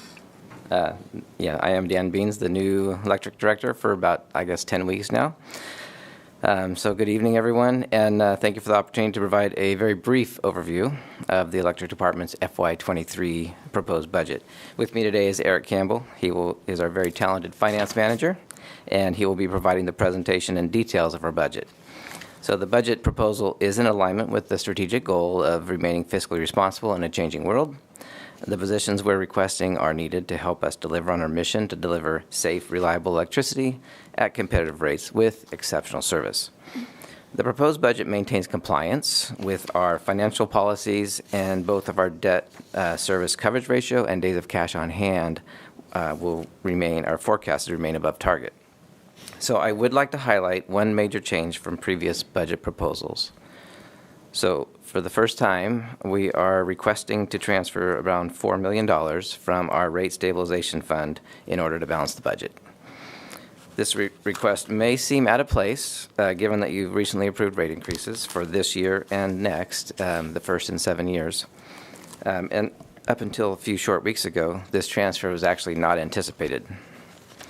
Roseville Electric is experiencing significant and rapid increases in our power supply costs, which constitute more than 50% of our annual budget. And you may be thinking, what about your hedging policies and other procedures designed to shield our customers from market volatility? Well, to be sure, our policies have protected our customers, and if we did not have them in place, we'd be facing cost increases 3 to 4 times more than we are now.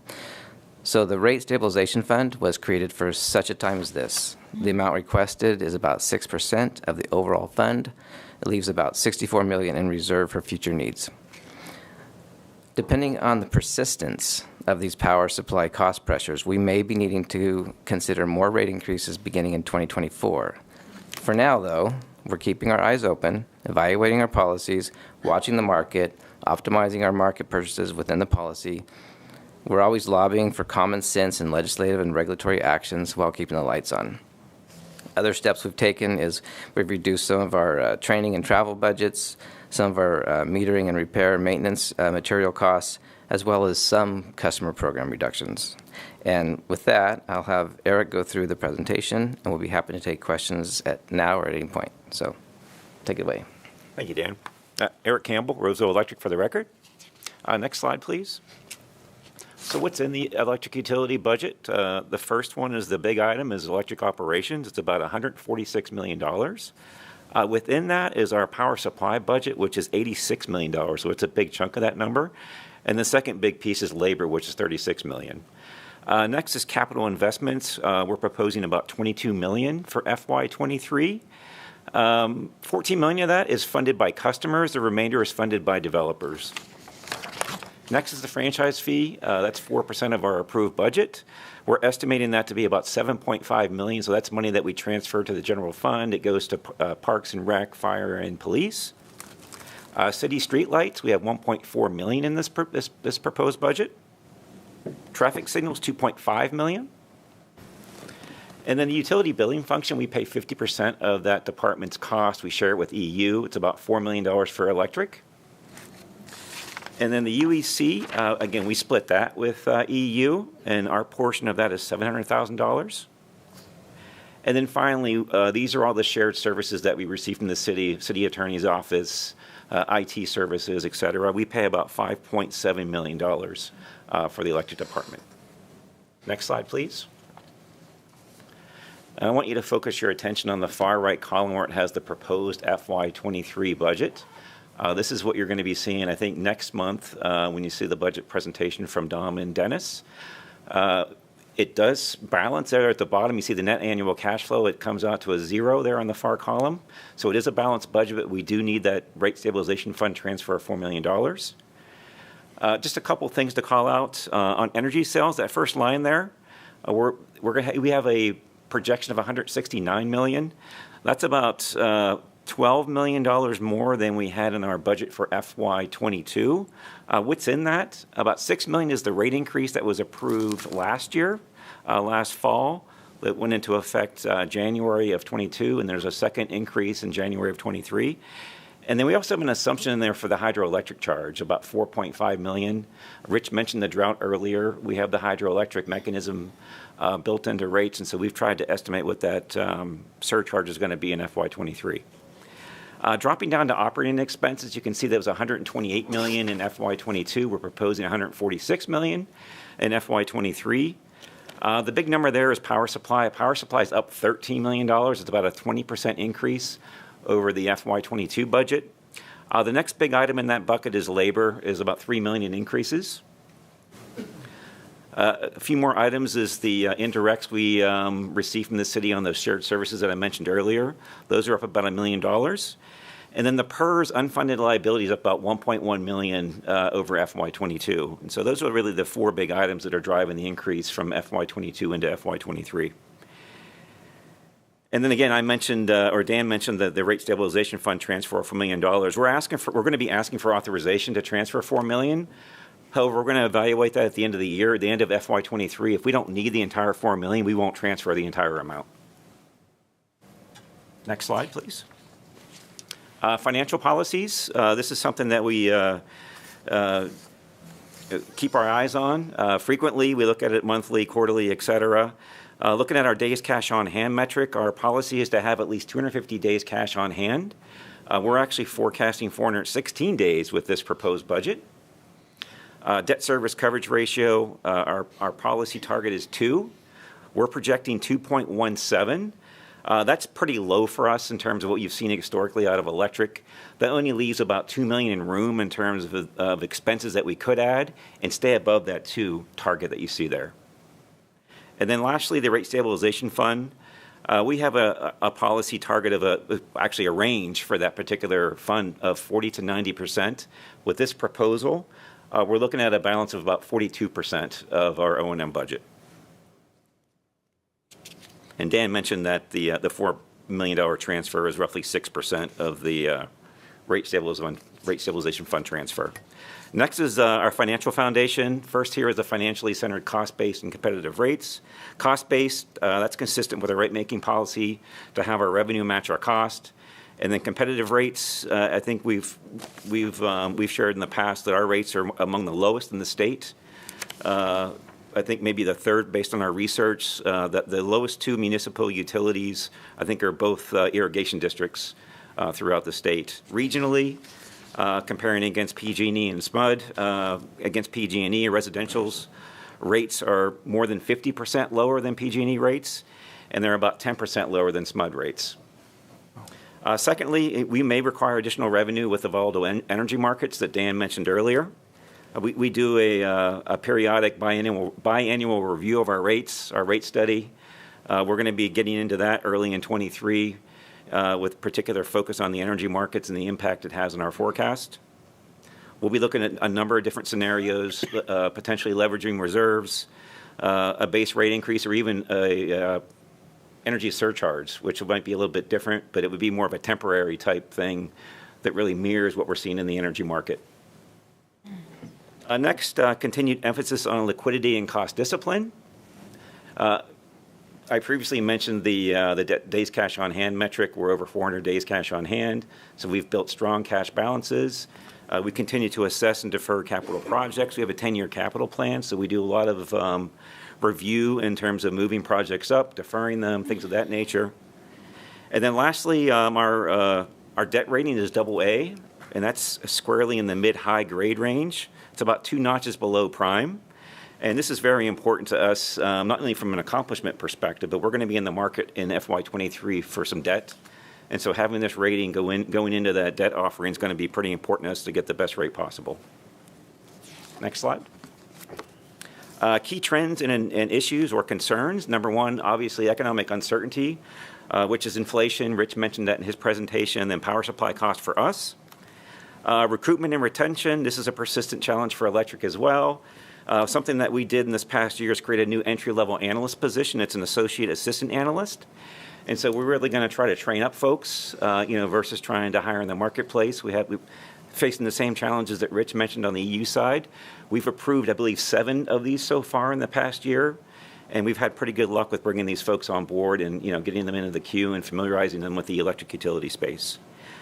LEDS reg uncertainty. This is a persistent risk for us as well. You may have read recently there was a proposed ban on the sale of gas fuel cars by 2035, which is a pretty aggressive target. But if you dig in further and look at that proposed legislation, it actually is looking to get us to 35% by 2026. So that's only about 4 years away. And statewide, I think we're at around 12%. So that's like basically tripling the EV cars on the road in the state of California, which is going to be a very heavy lift in 4 years. Extreme weather events. We're not in a designated wildfire zone, but this is from a transmission perspective. Our transmission lines, we have multiple transmission lines that we're serviced from. They are in a wildfire zone, and so that could present a risk for us going forward. PERS and OPEB liability. I mentioned this earlier. Our expense with respect to the PERS unfunded liability is up $1.1 million year over year. That's almost a 1% increase to put that in perspective for you. Next is the California Department of Water Resources Generation Units. These are the peakers that we put in place last year. We're going to have an option to purchase those units at the end of 23, December of 23, so we're going to be evaluating that, and we'll be coming back to you with a proposal on what's best for Roseville ratepayers. And then lastly, we have a direct placement that's going to be expiring on May 1st of 2023. We're going to be in the marketplace issuing debt most likely to replace that. And that's the end of our presentation, so I guess we could open it up for question or comments. Yes, thank you, Eric. Does the council have any questions Yeah, I have of staff? one question. So how does the supply chain, specifically on transformers, how's that going to impact your revenue projections? I know you can't be specific, but yeah, right now the I think I transformers should that say we have what right now, we're going to be impact has it? maintaining those for maintenance, for basically replacing failing transformers. There isn't really a direct impact right now in terms of the impact. It really depends on when the vendors can get back to us with deliveries. Right now, we're behind on 2 deliveries, and we're also making plans internally to order more transformers to get our name up in the queue to make sure we're closer to the top of the list in terms of when they start turning out more transformers. Because you need a transformer for every how many houses? Is it 8 or 10? Every 10 or so, yeah. In the field right now, though, we've been so proactive. We actually have enough to build 1,200 houses now out in the field. No more questions. On that transformer issue, the BIA spoke very highly of Roseville compared to some other jurisdictions they have to deal with. So I appreciate your flexibility and creativity there. On the CDWR units, the peaker units, I was wondering if, 2 things. One, could you just address what's happening out there? Because I noticed they're putting the big things on them. If you could explain what those are for. And then the second thing is what's happening to that revenue because they pay us to have those there. Where's that revenue showing up on this list? I'll let Eric cover the revenue. So right now what you'll see, they're putting on what's called SCRs. It's the emissions equipment. And you'll notice the emissions equipment is like 3 times as large as the units. We really want the air clean. So that's being put on, and that's part of the agreement, and it will be on before they start if they do need to run this summer. So that'll all be done. And I believe Eric has a couple million in one of the charts, I believe, for that. Back on the financial slide, there's a row entitled non-operating revenue. That's where that money's coming through. There's about $4 million in FY22 and about $5 million in FY23. Okay, thank you. Okay. Any questions? No. Great question. Okay, I'll open up to public comment. Is there anyone here tonight that would like to comment on this item? Okay, I'll bring it back to the council. Any other deliberations? I know we're going to just receive and file this. Thank you for this information. We're very lucky to have our utilities in our city.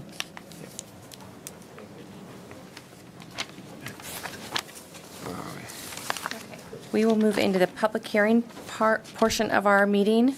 Move into item 10.1, which is the adoption of a master schedule and user and regulatory fees. Good evening. Good evening.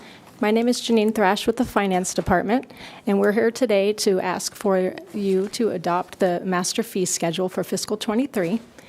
With me today is Terry Madsen with Clear Source Financial Consulting, and he's the one who does the heavy lifting, I should say, and I have him here to help present the outcome of his work.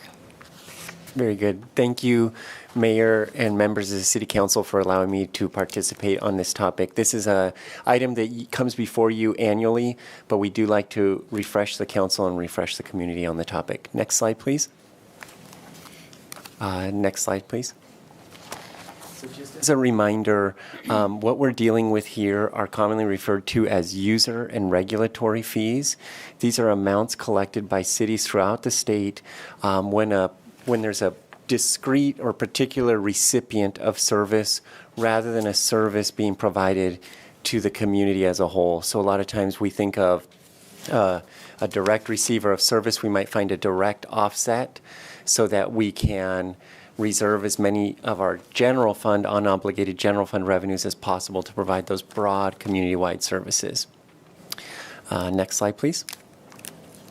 So when we think about this, we want to remember that we are not dealing with the stuff that we're most familiar with as a community. We're not dealing with taxes. We're not dealing with utility rates or assessments. We're dealing with things like plan review or permitting for some sort of discrete request or regulatory action required as part of a code issue. Maybe entitlement reviews, zoning code updates, building permits, participation in recreation programming, those kind of things. Next slide, please. And as a matter of practice, the city reviews and updates its fee schedule on an annual basis. Typically, you're on a cycle where every 2 years you perform a comprehensive study of your cost of service, and that influences your fee setting. And in the interim year, you apply an inflationary adjustment just to keep up with cost of living type adjustments. So this item is based on the most recently completed comprehensive study. Last year, you did an inflationary adjustment. Next slide, please. We do, because these are fees and not taxes, we do follow outlines and guidance provided in the California Constitution and the California Government Code. And the primary guidance we have is that a fee is not intended to exceed our cost of service. So it's intended to offset our cost of service, but not exceed it. And that we allocate our costs in accordance with effort. So if something is more complex, you would think it would have a higher cost assigned to it than something that's easier or less complex. Next slide, please. And when we talk about cost of service, these are really service-based fees. They are not dealing with like mitigation of infrastructure needs or anything like that. It's really labor-driven, whether it's your own in-house labor or contract service provider.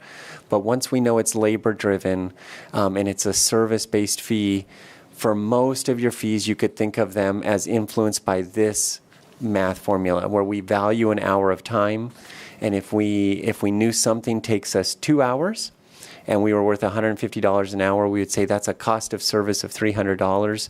If a different activity took us 4 hours, we would have a higher cost of service. So it's just labor time multiplied by typical effort, and we think about typical reasonable effort required. Next slide, please. For this year, we like to highlight items of particular importance, any sort of magnitudinal changes and things like that. So what you just heard was fundamental to communities throughout the state, and what you're about to see is specific to Roseville. Next slide, please. So you have about just over 400 fees in your fee schedule. This is common for municipalities of your size. You're trying to build a fee schedule that can accommodate the various items that are likely to walk through your door. So you have a lot of different scenarios that people are needing service for, and so you try and build the fee schedule that can accommodate those scenarios, even if you might see some of them very rarely. What this table is telling you is that the vast majority of fees in your schedule are proposed to either remain unchanged or adjust by 5% or less. So we do, because you see these items on an ongoing annual basis, you do incremental changes typically.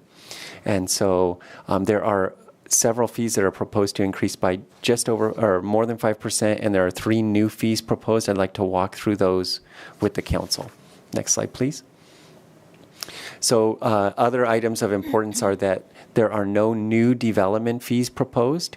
We always think about development in our existing commercial operations. There's no new fees proposed for commercial enterprises.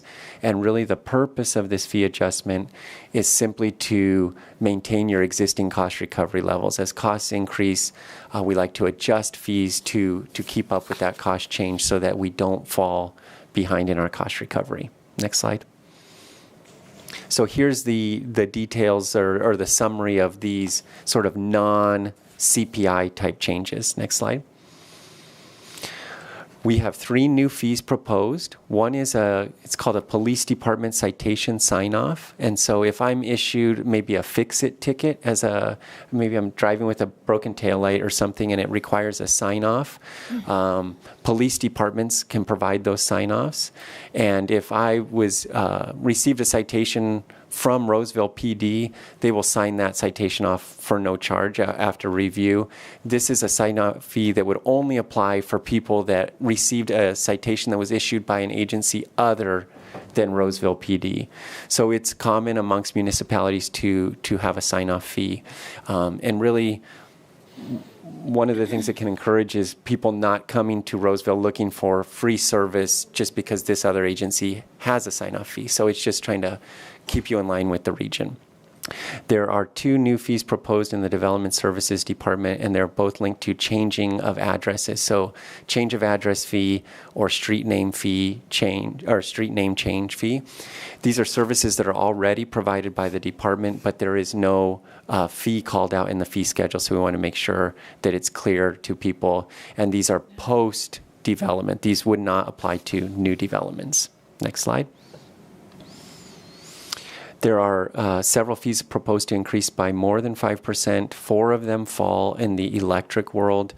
You heard from your directors that they deal with materials in addition to services, and they've been hit hard by some material cost increases, and then maybe even organizationally how they perform certain install services. You also issue filming and photography permits, and you review special event applications. These are sometimes intensive reviews, but your fee doesn't capture the entire amount of that cost. The reason they get intensive is because they rely on multiple departments to review that application and decide whether to approve it.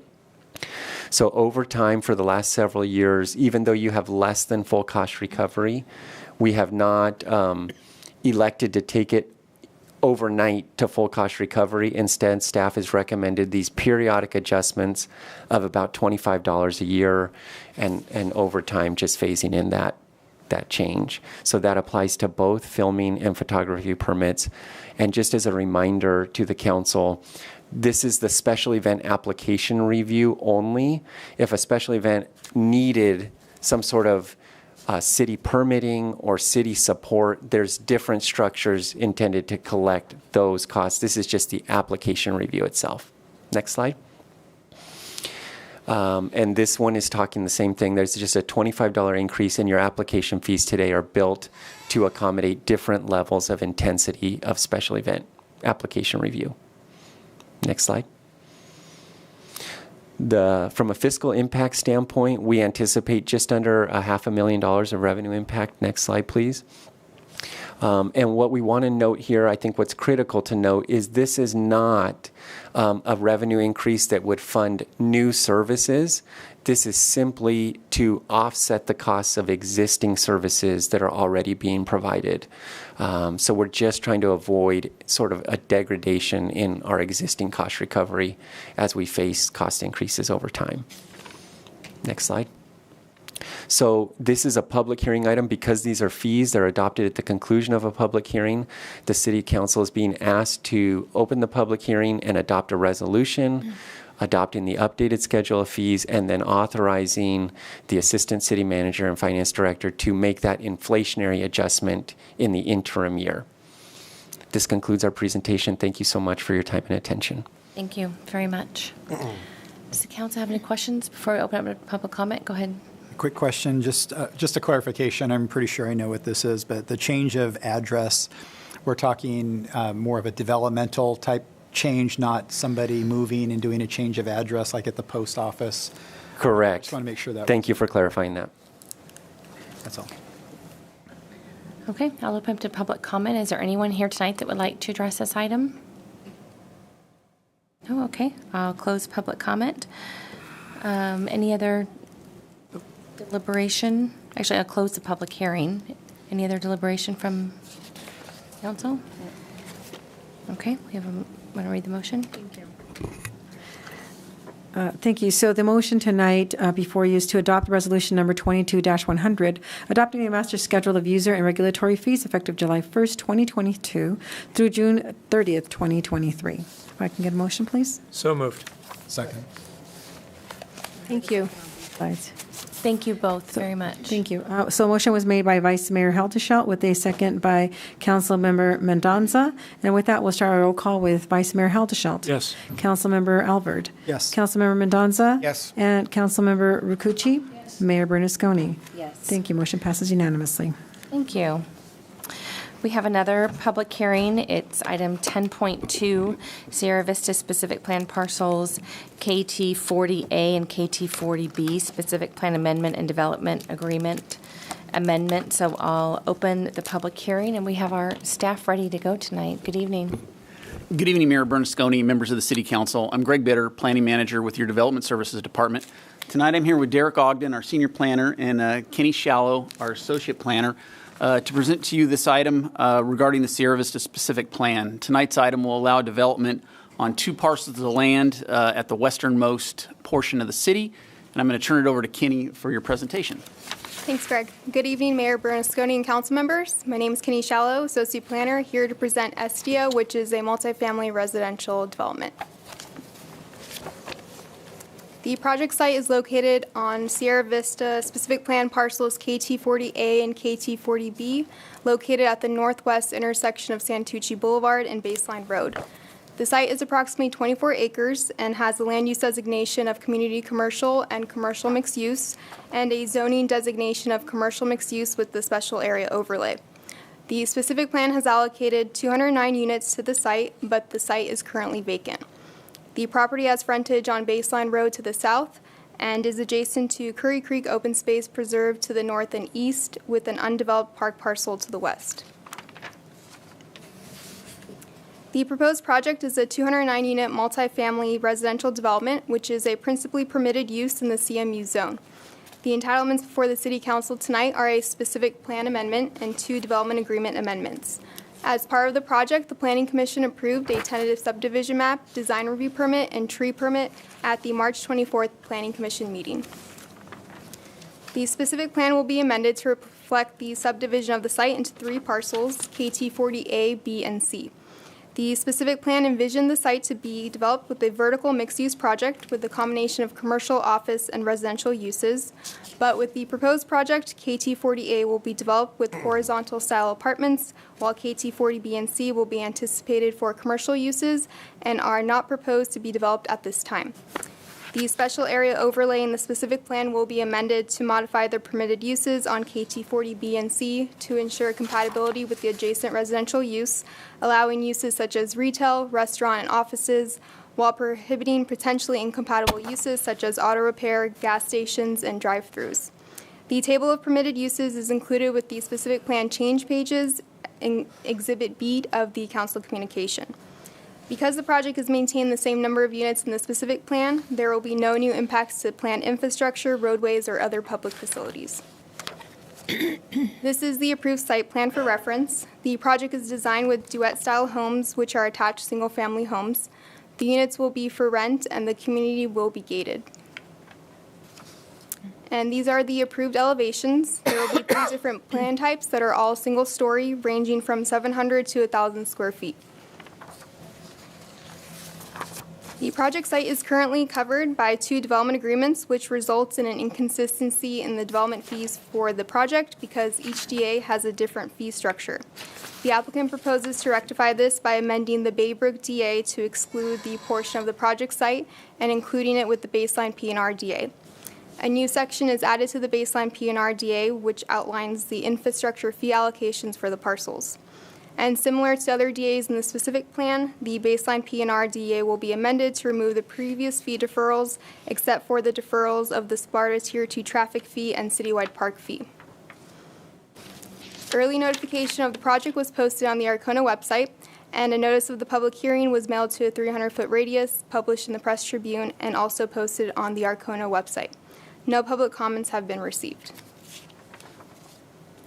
As mentioned, the project was heard by the Planning Commission on March 24th of this year.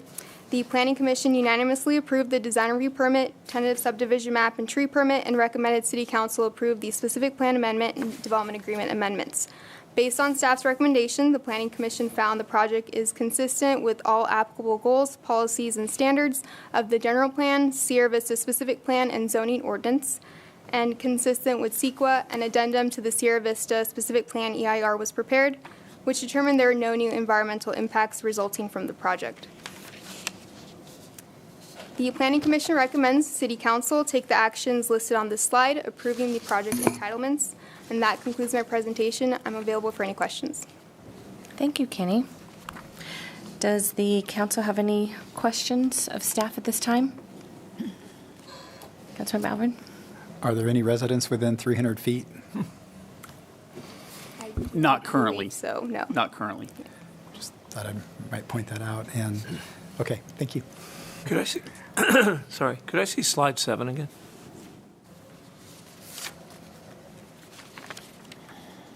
That, there, nope, slide 7. The DA amendment slide. Yeah.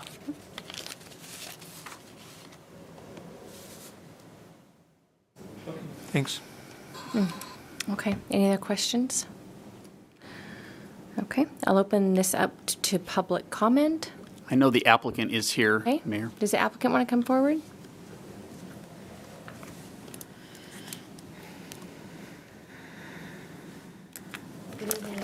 Good evening.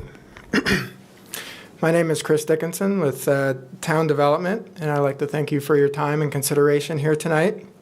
I would also like to thank staff for your presentation and for the process in getting here tonight. I had mentioned this at the Planning Commission, but I think it warrants repeating that the Roseville staff, they're very good, very proactive, and the process to get here has really been kind of emblematic of what the entitlement process in California should be. So thank you very much.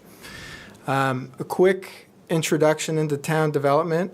We are a 73-year-old development and home building company. We operate in several select markets throughout the United States and have been operating in the greater Sacramento region since the late 90s. We've built upwards of 1,500 homes in the region since that time. What differentiates us from most of our peers in the home building industry is that we are owned by a nonprofit charitable trust. So a lot of our revenues generated go to charitable giving to combat poverty and homelessness and promote education throughout the country. So for your consideration tonight, Estia at Sierra Vista is a horizontal apartment project that we are really excited about. We've built our first Estia project several years ago in Florida, and depending upon how fast we get out of the ground here in Roseville, this will either be our 5th or 6th Estia. But this is slated to be the first in California. So these communities, they're highly amenitized. They offer a luxury clubhouse, including a fitness center, community room. The pool deck offers options for passive and active recreation. And in addition, there's a private dog park on site. The units themselves are very efficient, offering backyards, 10-foot ceilings, large bedrooms, and abundance of natural light. So where we have built these, the market reaction has just been phenomenal. These communities have been leasing up faster than we can build them. And so these projects, they really offer a single-family experience, but with all the benefits of multifamily living. The project or the product type has been really attractive to young professionals and seniors. And actually about 65% of the residents are pet owners. So with the market response we've received elsewhere, we're really excited to bring this to Roseville. And we have our team here to answer any questions you may have. Thank you. Thank you very much. Any questions? Go ahead. I was wondering if you could share with us, I know you're doing market rate on this, but could you share what the estimate is in the range of rent pricing? Sure. So these are all 1 and 2 bedroom units. Right now we're projecting the 1 bedrooms to be in the $1,750 range. The 2 bedrooms would be about $2,200 a month, is what our current pro forma shows. Thanks. Yep. Okay, thank you very much. Thank you for your outreach, too. I'll open it up to public comment. Is there anyone here tonight that would like to speak to this item? Okay, I'll close public comment. Does the council have any other questions before we have a motion?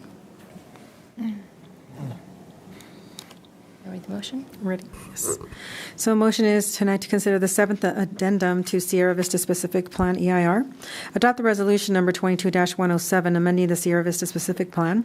Adopt the 5 findings of fact and introduce the first reading, an ordinance of the Council of the City of Roseville adopting a first amendment of the development agreement by and between the City of Roseville and KV Sierra Vista LLC, doing business as Baybrook, relative to the Sierra Vista Specific Plan, and authorizing the city manager to execute it on behalf of the City of Roseville.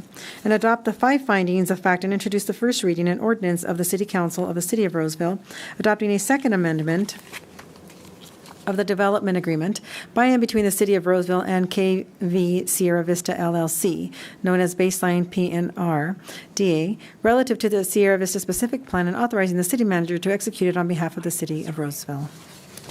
Am I on the right one? On number 3, is it KV Sierra Vista or KT Sierra Vista? I see KV. KV Sierra Vista. KV. Correct. Sorry. Yeah, okay, thank you. Just so much as it says KT. Oh, I'm sorry. No, it's not your fault. Okay. It's my fault. Okay, I'm sorry. So motion was made by Councilmember Albert, correct? Yes. Can I get a second, please? Second. Thank you. Thank you. So I have a motion on the floor by Councilmember Albert, seconded by Councilmember Mendoza. And with that, we'll start our roll call with Vice Mayor Hildesheldt. Yes. Councilmember Albert? Yes. Councilmember Mendoza? Yes. Councilmember Rakucci? Yes. And Mayor Bernasconi? Yes. Thank you. Motion passes unanimously on a 5-0 vote. Congratulations. Welcome to Roseville. Okay, we have our last public hearing. Oh, no. Second to last. Okay. Say that again. Oh, no. We have item 10.3 before us, public hearing, Amarusa Ranch Specific Plan Environmental Impact Report Addendum, General Plan Amendment, Specific Plan Amendments, Rezone and Development Agreement Amendments. I will open the public hearing and welcome you all to start your presentation. Good evening again, Mayor Bernasconi, members of the City Council, Greg Bitter with the Development Services Department. I'm here tonight with, again, Derek Ogden and Shelby Maples. We'll be doing the presentation regarding these land use amendments for the Amarusa Ranch Specific Plan. Thank you, Greg, and good evening. My name is Shelby Maples, Associate Planner, and I have a presentation for you on the Amarusa Ranch amendments. The Amarusa Ranch Specific Plan is located in the northwest portion of the city, north of the Creekview and West Roseville Specific Plans. The plan was approved by City Council in June of 2016, and at full build-out will support 2,827 units, as well as commercial, public, quasi-public, park, and open space uses. The specific plan was previously amended in 2019 to increase the open space in the southern portion of the plan area, as required by the federal permitting process for wetland mitigation. The request before you this evening includes a general plan amendment, specific plan amendment, and rezone to modify the land use in the Amarusa Ranch plan area, as well as modifications to 2 development agreements. The requested general plan and specific plan amendments to reallocate units throughout the plan area. There are a total of 31 large lot parcels which will transfer units, with 4 of those large lot parcels changing from low density residential to medium density residential. This is a net increase of 153 medium density units, which ultimately results in a more even balance between low density and medium density in the plan area. The rezone will align the land use and adjust acreages for the parcels. So Table 1 on page 4 of your Planning Commission staff report, which is attached to the council communication, highlights all of the large lot parcels that will have unit adjustments as part of the project. However, overall, the unit count for the specific plan will remain the same. Additional changes are requested throughout the specific plan, most notably reflecting the updates from the federal permitting process in the open space management sections, as well as revisions to the utilities sections. A revised evaluation shows that downsizing some of the utilities, such as the sewer lines, was appropriate for the revised development. And the proposed land uses and rezones have been reviewed by the relevant city departments, and the project was found to be consistent with the intent of the original plan. In addition to the land use changes, amendments to the 2 development agreements that apply to the plan area are proposed. The agreements will be amended to reflect the project changes as well as modify construction for the timing of a production well within the plan area. So at present, the development agreement requires that that production well be fully operational by occupancy of the 250th residential unit. So the modification would change that timing to the 250th to the 1,250th building permit. This number was negotiated with the entire Environmental Utilities Department, though if found to be necessary, the city does have the option to go in earlier to construct the well and then be reimbursed for the below-ground portions. The development agreement amendments are consistent with the general plan, specific plan, and zoning ordinance and will not affect public health, safety, and welfare. So the project was, there was early notification of the project posted on the Roseville Coalition of Neighborhood Associations, or ARCONA, back in June of 2021.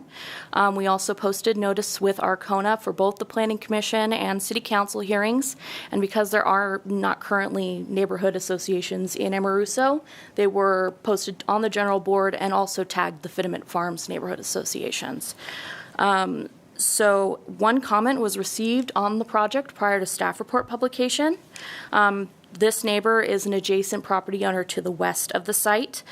She explained some of her past history with the project and inquired to make sure that any drainage that would affect her property was considered as part of the project. Staff explained that new development projects are required to evaluate potential flood hazards and mitigate where necessary to ensure that there's no net increase of runoff of the project boundary. The applicant's currently working with the city to ensure there's no increase in the base flood elevation, and staff provided a copy of the master drainage plan to the neighbor after the Planning Commission hearing. No other comments on the project were received. The Planning Commission heard the project on March 24th of this year, and after considering the Amoruso Ranch Specific Plan EIR addendum, approved large and small lot tentative subdivision maps to create 481 single-family parcels in 17 large lot villages, as well as a design review for residential subdivisions to allow medium-density lots which deviate from the RSDS development standards. One individual provided comment on the project, questioning the size of the smaller lots. Staff explained that these parcels are consistent with other subdivisions approved throughout the city.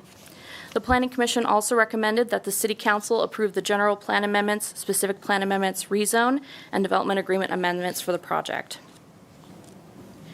In conclusion, the Planning Commission found that the project is consistent with the goals, policies, and standards of the general plan, Amoruso Ranch Specific Plan, and the zoning ordinance, and they found that the required findings for each entitlement can be made. The addendum, which was prepared consistent with the requirements of CEQA, found that there were no new or more severe environmental impacts that would result with the project modifications. Therefore, the Planning Commission recommends that the City Council take the actions listed here on the slide. Thank you, and I'm happy to answer any questions you may have. Shelby, thank you. Any of my colleagues have any questions of staff? Nice job, Shelby. Thank you. Thank you. A question on the well. We don't feel we need that, I assume. I just asked that publicly because of water shortages and a lot of concern in the public about that. Yeah, I think the determination or the applicant working with the Environmental Utilities Department, the 250th building permit is probably sooner than that well is going to be needed, and the financing for the well is going to be needed. So the 1,250th dwelling unit seemed appropriate. Again, the applicant is and will always be responsible for the portion of the well below ground, and the city's responsible for the portion of the well above ground. And if the city determines at any point that we need that sooner, we can construct the well and then be reimbursed by the applicant. So I think they felt comfortable that pushing that out a little further was okay. You have to also understand that when the specific plan was adopted, the development within the Amoruso specific plan isn't dependent on water from that well. That's just a backup source. That is just going to be a facility used. Hopefully, we'll be using it for recharge, but in emergency situations like we may be facing this summer, these wells, can provide a backup supply. But it's really not, it's not necessary to serve the overall development of the site. It's just a backup. Thank you. That was what I was looking for. And then when they did the specific plan, the developer had to come up with their own additional water sources for that property. So it's not taking from our current water sources in the rest of the city. These are common questions that we get out in the public, so I thought I would just ask that. Absolutely. The requirements of the specific plan obligated the developer to add additional water resources to the city, to the city's water portfolio. Thank you. Okay, good question. Anything else? Okay. Is the applicant here or? Good evening. Good evening, Madam Mayor, members of the council, Marcus LaDuca. On behalf of Brookfield Residential, I'm pleased to be before you this evening with the unanimous recommendation of the Planning Commission for the proposed amendments to the Amoroso Ranch specific plan, as well as the related entitlements before you. As the staff report, staff presentation note, basically what you have south of the future Placer Parkway is the shifting of units between a number of parcels, and only 4 of those are going from low-density residential to medium-density residential. Those changes, again, fairly minor, but will allow the plan to offer a broader range of homes to future home buyers in terms of the marketplace and size of homes and that kind of thing. Even though those are relatively minor changes, as you can see, a lot of paper was generated in front of you that you had to pour through because it affects almost every page in the specific plan when you start to make those tweaks. We would like to express our appreciation to staff, especially to Shelby Maples for all the work to get us to this point tonight. With that, we would ask for your approval this evening to approve the requested entitlements before you as presented to you by staff and as set forth in your packet. Our project team is here to answer any questions that the council may have. Thank you for your comments, Marcus. Thank you. All right, I'll open up to public comment. Is there anyone here this evening that would like to speak to this item? I'll close public comment, close the public hearing.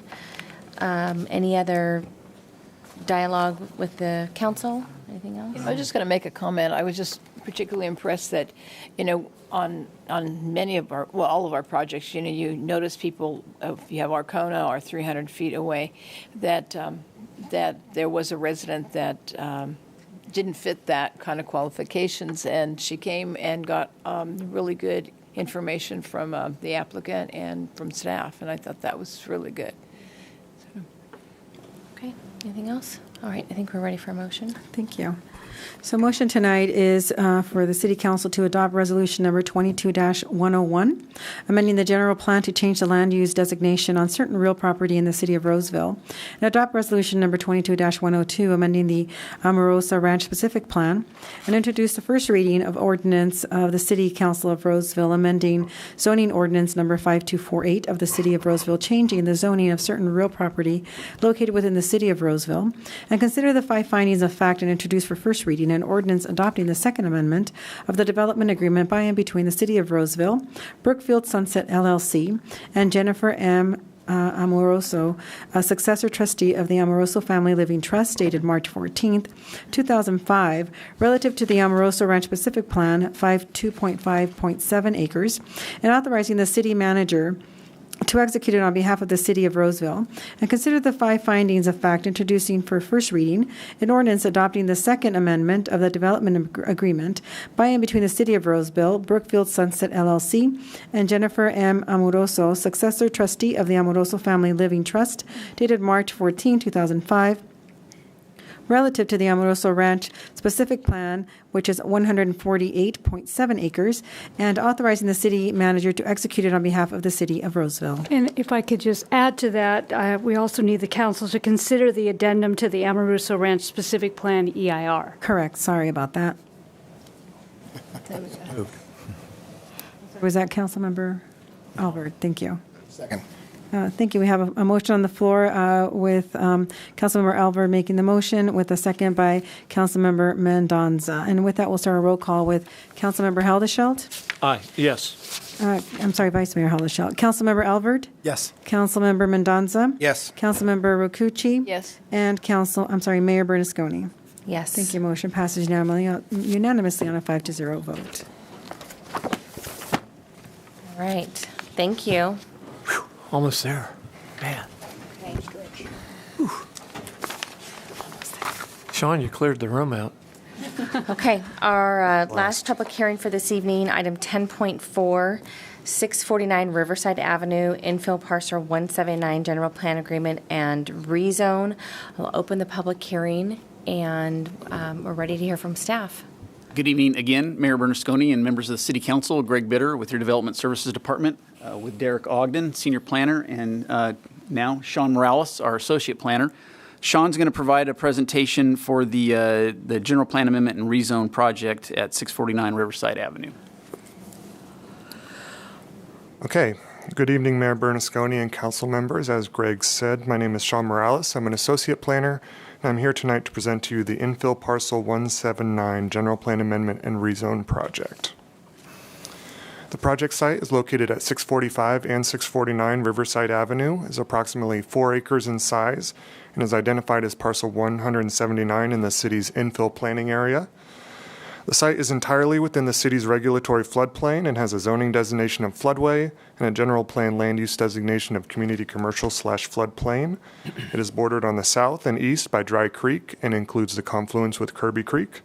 The properties were once developed with commercial buildings fronting Riverside. However, in the 1980s, the majority of the buildings were razed and the site was given a floodway zoning designation to discourage future development.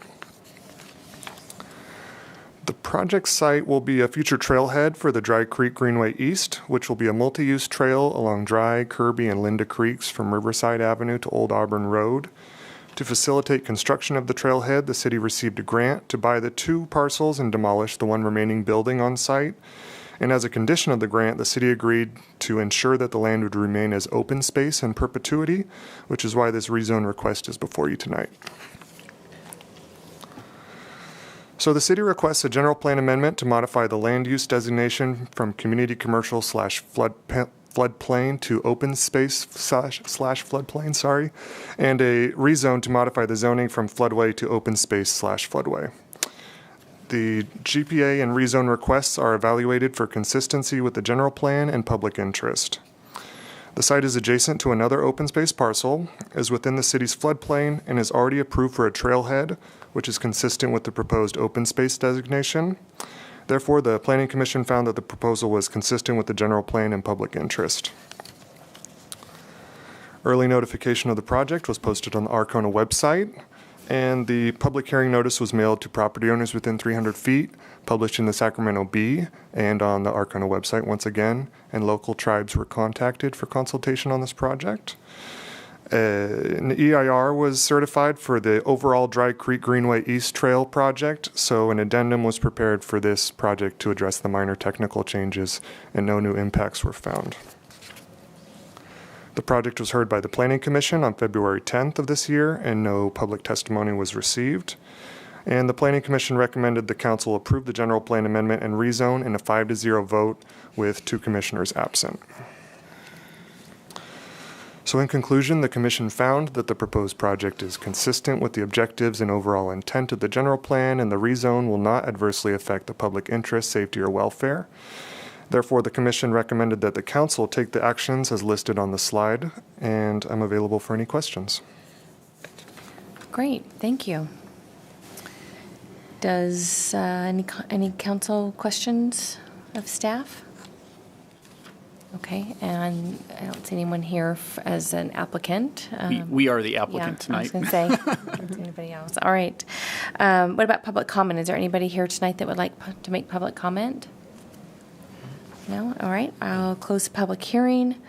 Any other questions, comments of staff before we take action? Okay, with that, the motion tonight is to adopt Resolution number 22-137, amending the general plan to change the land use designation on certain real property in the city of Roseville. And staff is requesting that they also adopt the 2 findings and to introduce the first reading of an ordinance of the Council of the City of Roseville, changing the zoning of certain real property located within the City of Roseville, and authorizing a zone to modify the zoning from floodway to open space floodway, and a general plan amendment to modify the land use designation from commercial floor plain to open space floor plain. And also to consider the addendum to the Dry Creek Greenway East Trail Project Environmental Impact Report. Can I get a motion, please? So moved. Thank you. Can I get a second? Second. Thank you. We have a motion on the floor by Councilmember Rakucci with a second by Councilmember Mendoza.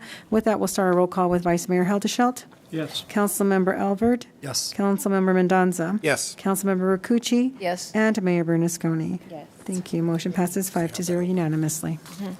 Thank you. I'll open it up for one last public comment this evening. Is there anyone here tonight that would like to make public comment? Close public comment. Thank you. Okay. Any reports from staff? Any report outs? I have none, thank you.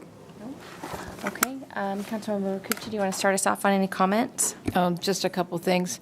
Vice Mayor Helderschelt and myself were able to help at the Dry Creek Conservancy. They were doing a creek cleaning at Royer Park, and that was really it was fun. It was also, you met a lot of people from, Granite Bay High School and other schools and other groups that were helping.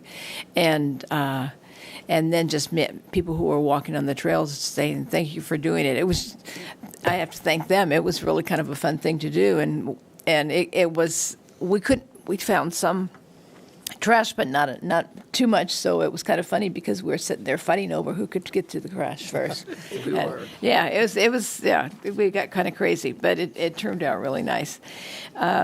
Also wanted to mention next week, Vice Mayor Helderschelt and I are going to have it's a coffee, but it's not really a coffee. It's a chair and chat. So it'd be at Weber Park at 5 o'clock on April 27th. So if you're free and want to have questions for us or things that we can kind of update people on, it's going to be kind of a fun event, as long as it doesn't rain. And I love rain, but it has to rain after we do it. I'm kind of specific on that.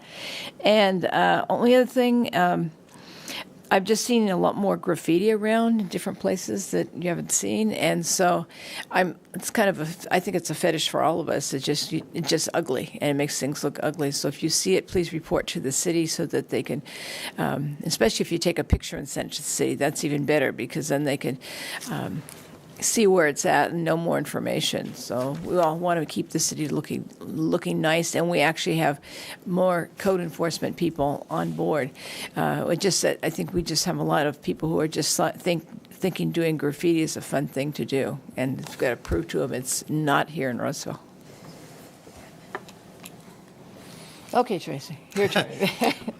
Madam Mayor, I have no reports this evening. Thank you.